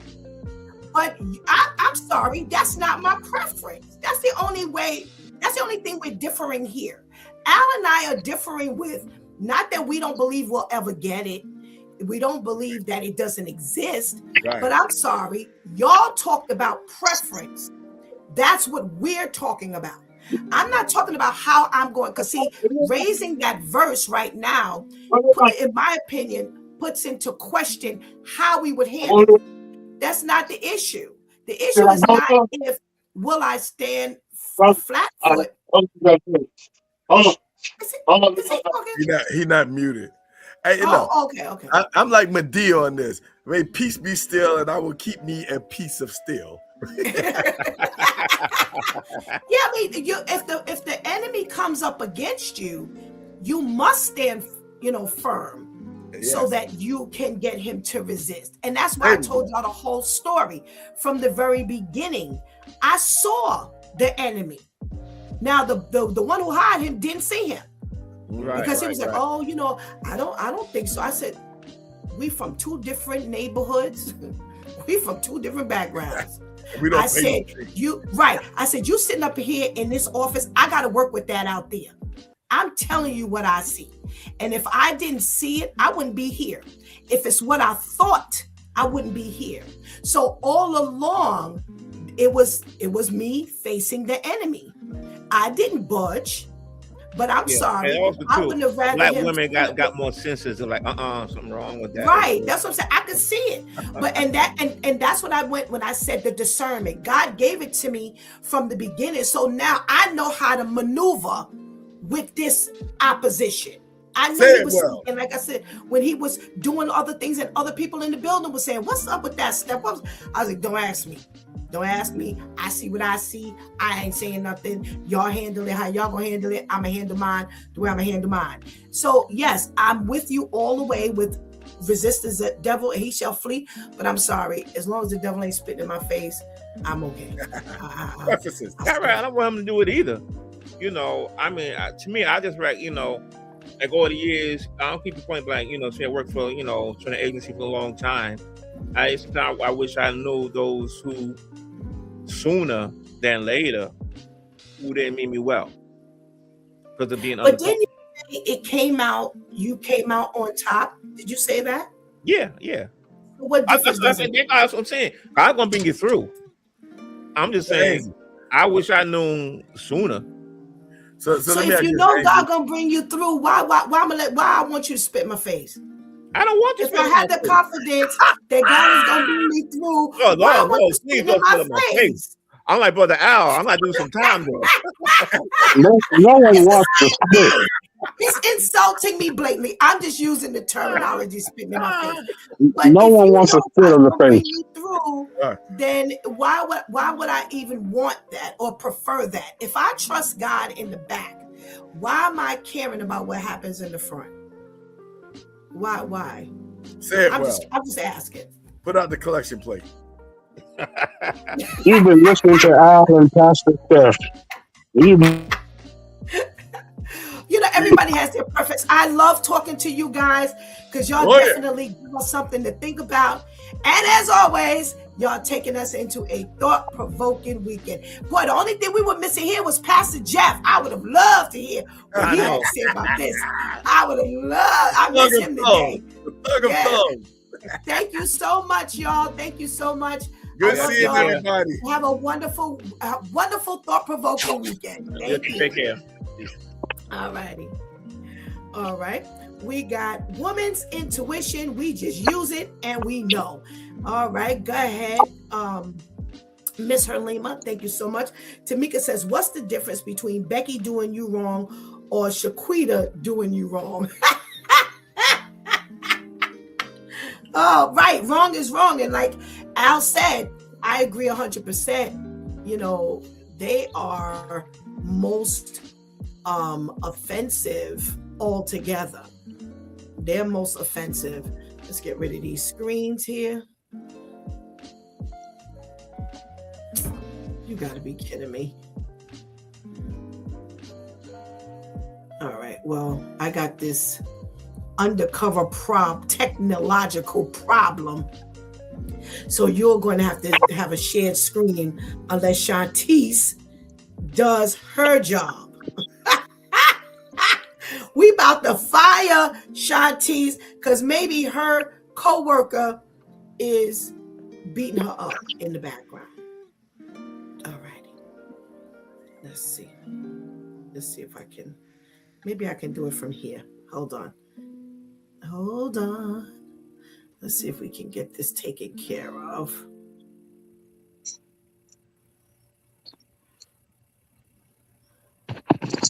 All right, that worked. And there we go.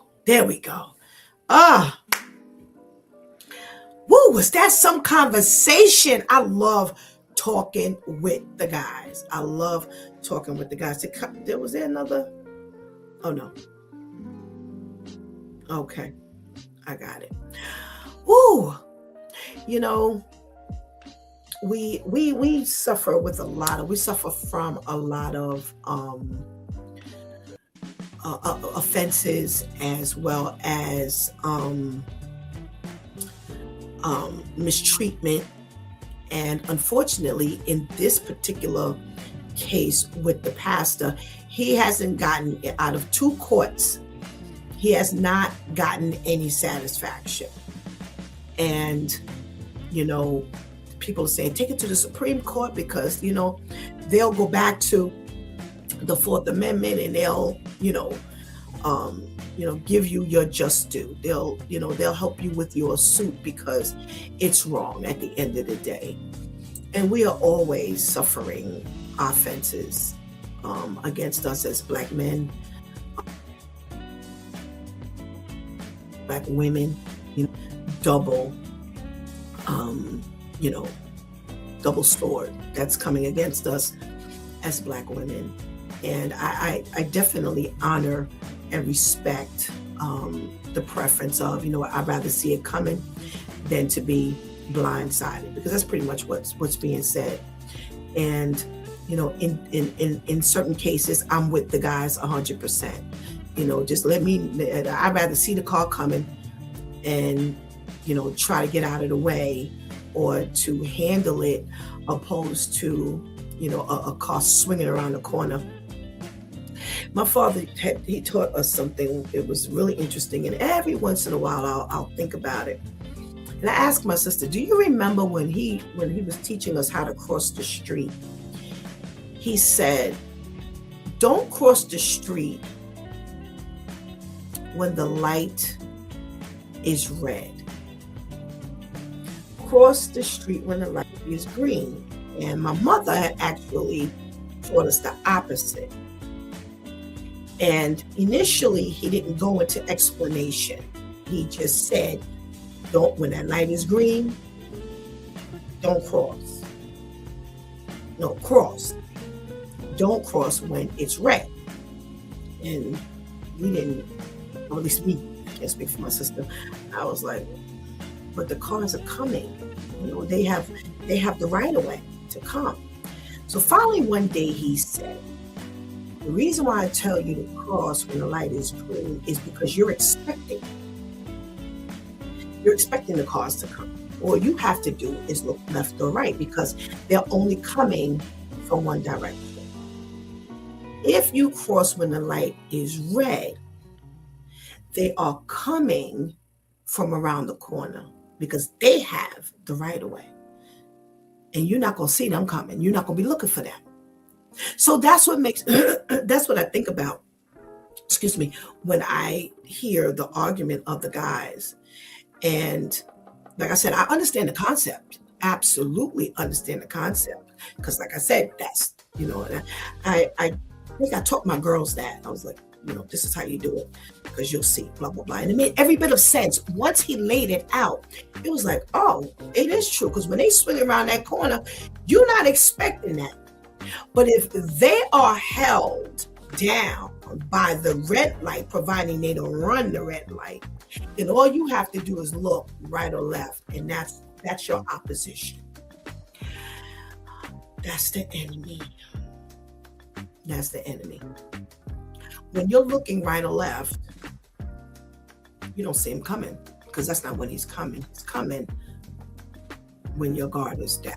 He's coming from around that corner. He's always coming when you don't anticipate he's coming.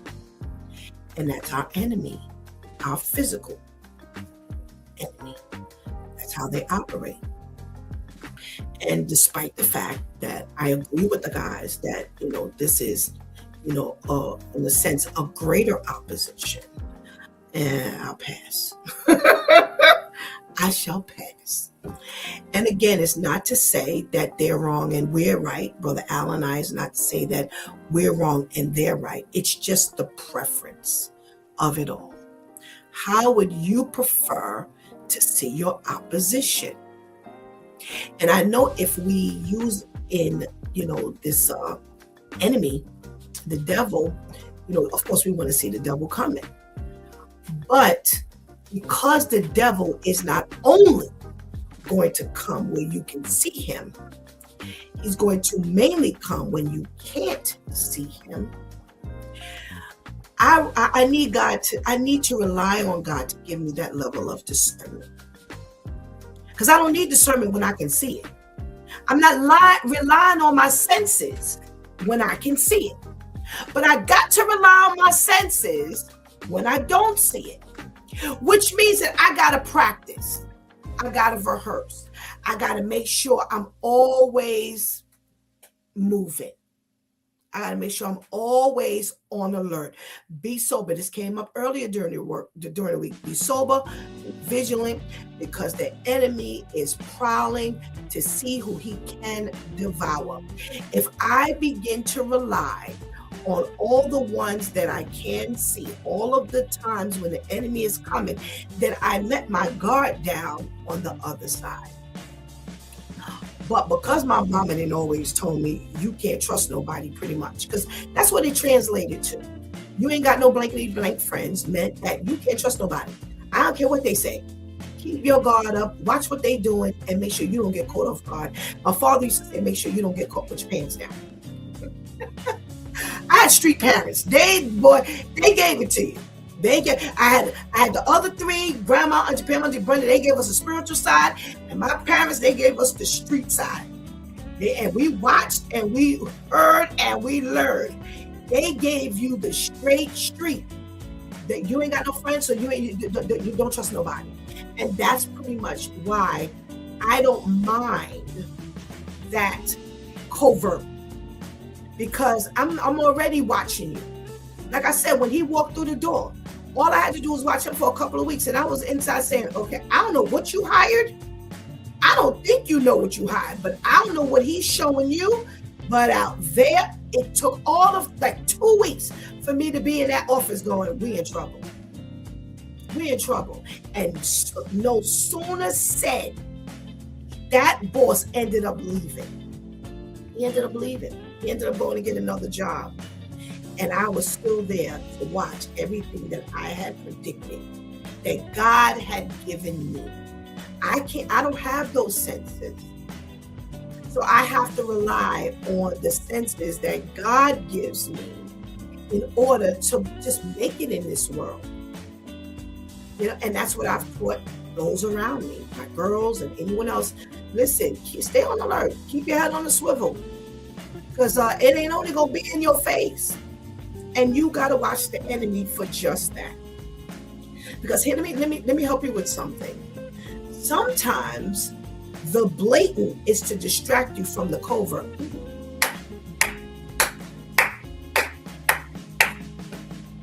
Sometimes that is what's going on. If I got your attention here, you ain't gonna watch what's happening around you, because I got you engaged right here. If I got you engaged here, you ain't watching anything else, because I got you right here. So, like I said, at the end of the day, this is just a matter of preference. And it doesn't say that they're wrong. It's like, no, that's all right. I'll stay right here in New York. And it doesn't mean that the people in New York won't tell you the same thing either. Because they're telling you, they may not be using the verbiage that the Southerners are using, but they are actually doing the same thing. When you're acting covertly, and you don't think I know this, but God has already revealed it to me. They say everything you saying, you might be thinking it's covert, but you spitting it out.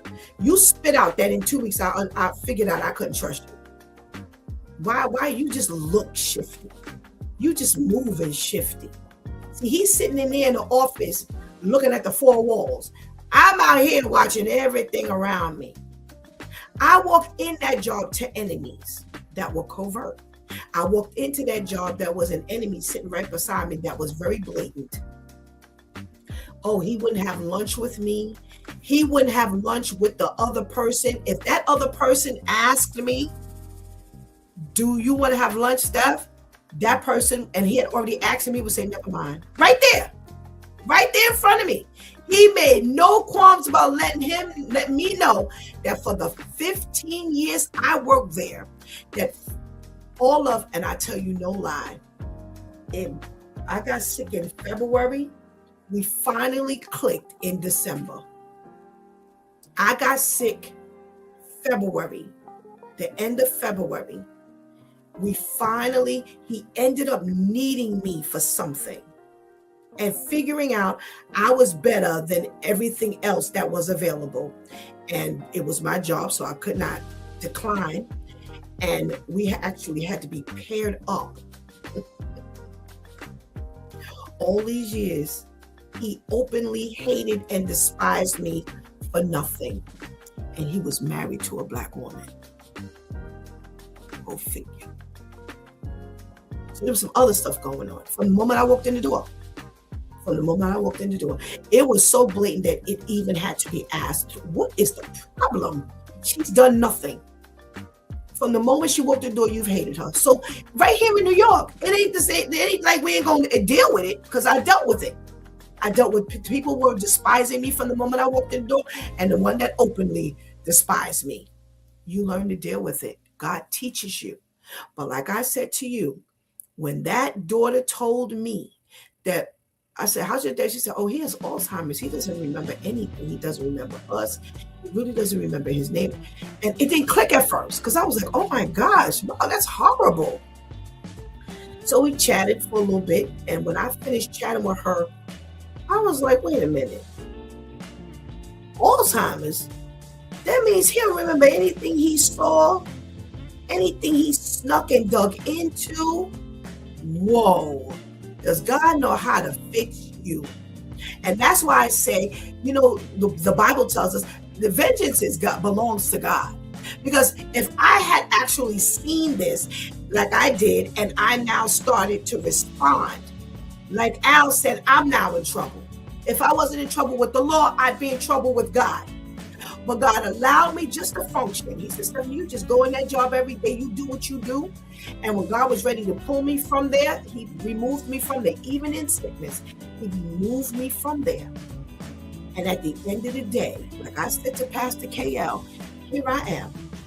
I remember I said he made double my salary. Now I'm doing as much work. He didn't do nothing more than what I was doing, but because of position, because of skin, because of a female, excuse me, I wasn't making his money. So if I was angry over that, now it doesn't matter how much money you made. Who's standing now? Now I might be only standing on one leg. I can't move when I get up out this chair. I'm going to be having to take a nap. I can't hardly walk. My legs are killing me. My knees are killing me. But guess what's happening here? God has allowed this not to be touched. And I can remember things like it was yesterday. Who's still standing at the end of the day? That's why you must serve God. Because see, when God acts on your behalf, can't nobody do anything about it. As sick as I have been several times over, and he was well. Because when I was really sick, he came to visit me in the hospital. Yes, came to visit me in the hospital. And he had never been sick. Every once in a while, you know, I'd see him on Facebook or we chat, or, you know, I'd call the job for something, and then he'd, you know, say, you know, hey, Stephanie, whatever. And he was fine. All these years, since 2011, I have been so sick till death, starting then. Oh, before that. That was the second time it was declared that I was going to be dead in 20 minutes. And he was fine. He was fine. But at the end of the day, the quality of life for an Alzheimer's patient is definitely different than what God's got you witnessing right now. So that's why I said, come on, get on this side of the fence. Let God put a protective barrier around you. Like I said, I ain't in no perfect state. His body probably doing a whole lot better than mine. It's just his mind all jacked up. But I struggle. I struggle big time. But man, can nothing beat the fact that God has kept my mind and my mouth intact to serve him. Serve God. Because no matter what, nothing else beats it. You've been watching It's Due Time with Pastor Steph. Join us Monday through Friday from 7 a.m. to 9 a.m. where we discuss matters of the heart, mind, and spirit. As you go through your day, be sure to set your mind on things that are above, not on things that are on the earth. They will only serve as a distraction. Remember, prayer changes things. It's Pastor Steph signing off, and I want to thank my Due Time crew, the men, for always sending us into a thought-provoking weekend. Thank you for hanging out with us and helping us do what we do. Please do not miss the opportunity right now to give Christ your life. Please do not miss this opportunity to strengthen that relationship with the Lord right now, because later is not promised to any of us. Until Sunday, God spares. We'll be in the Word Prayer Project room. Come on in the room. See what we're praying about. Until then, God spares. I love you.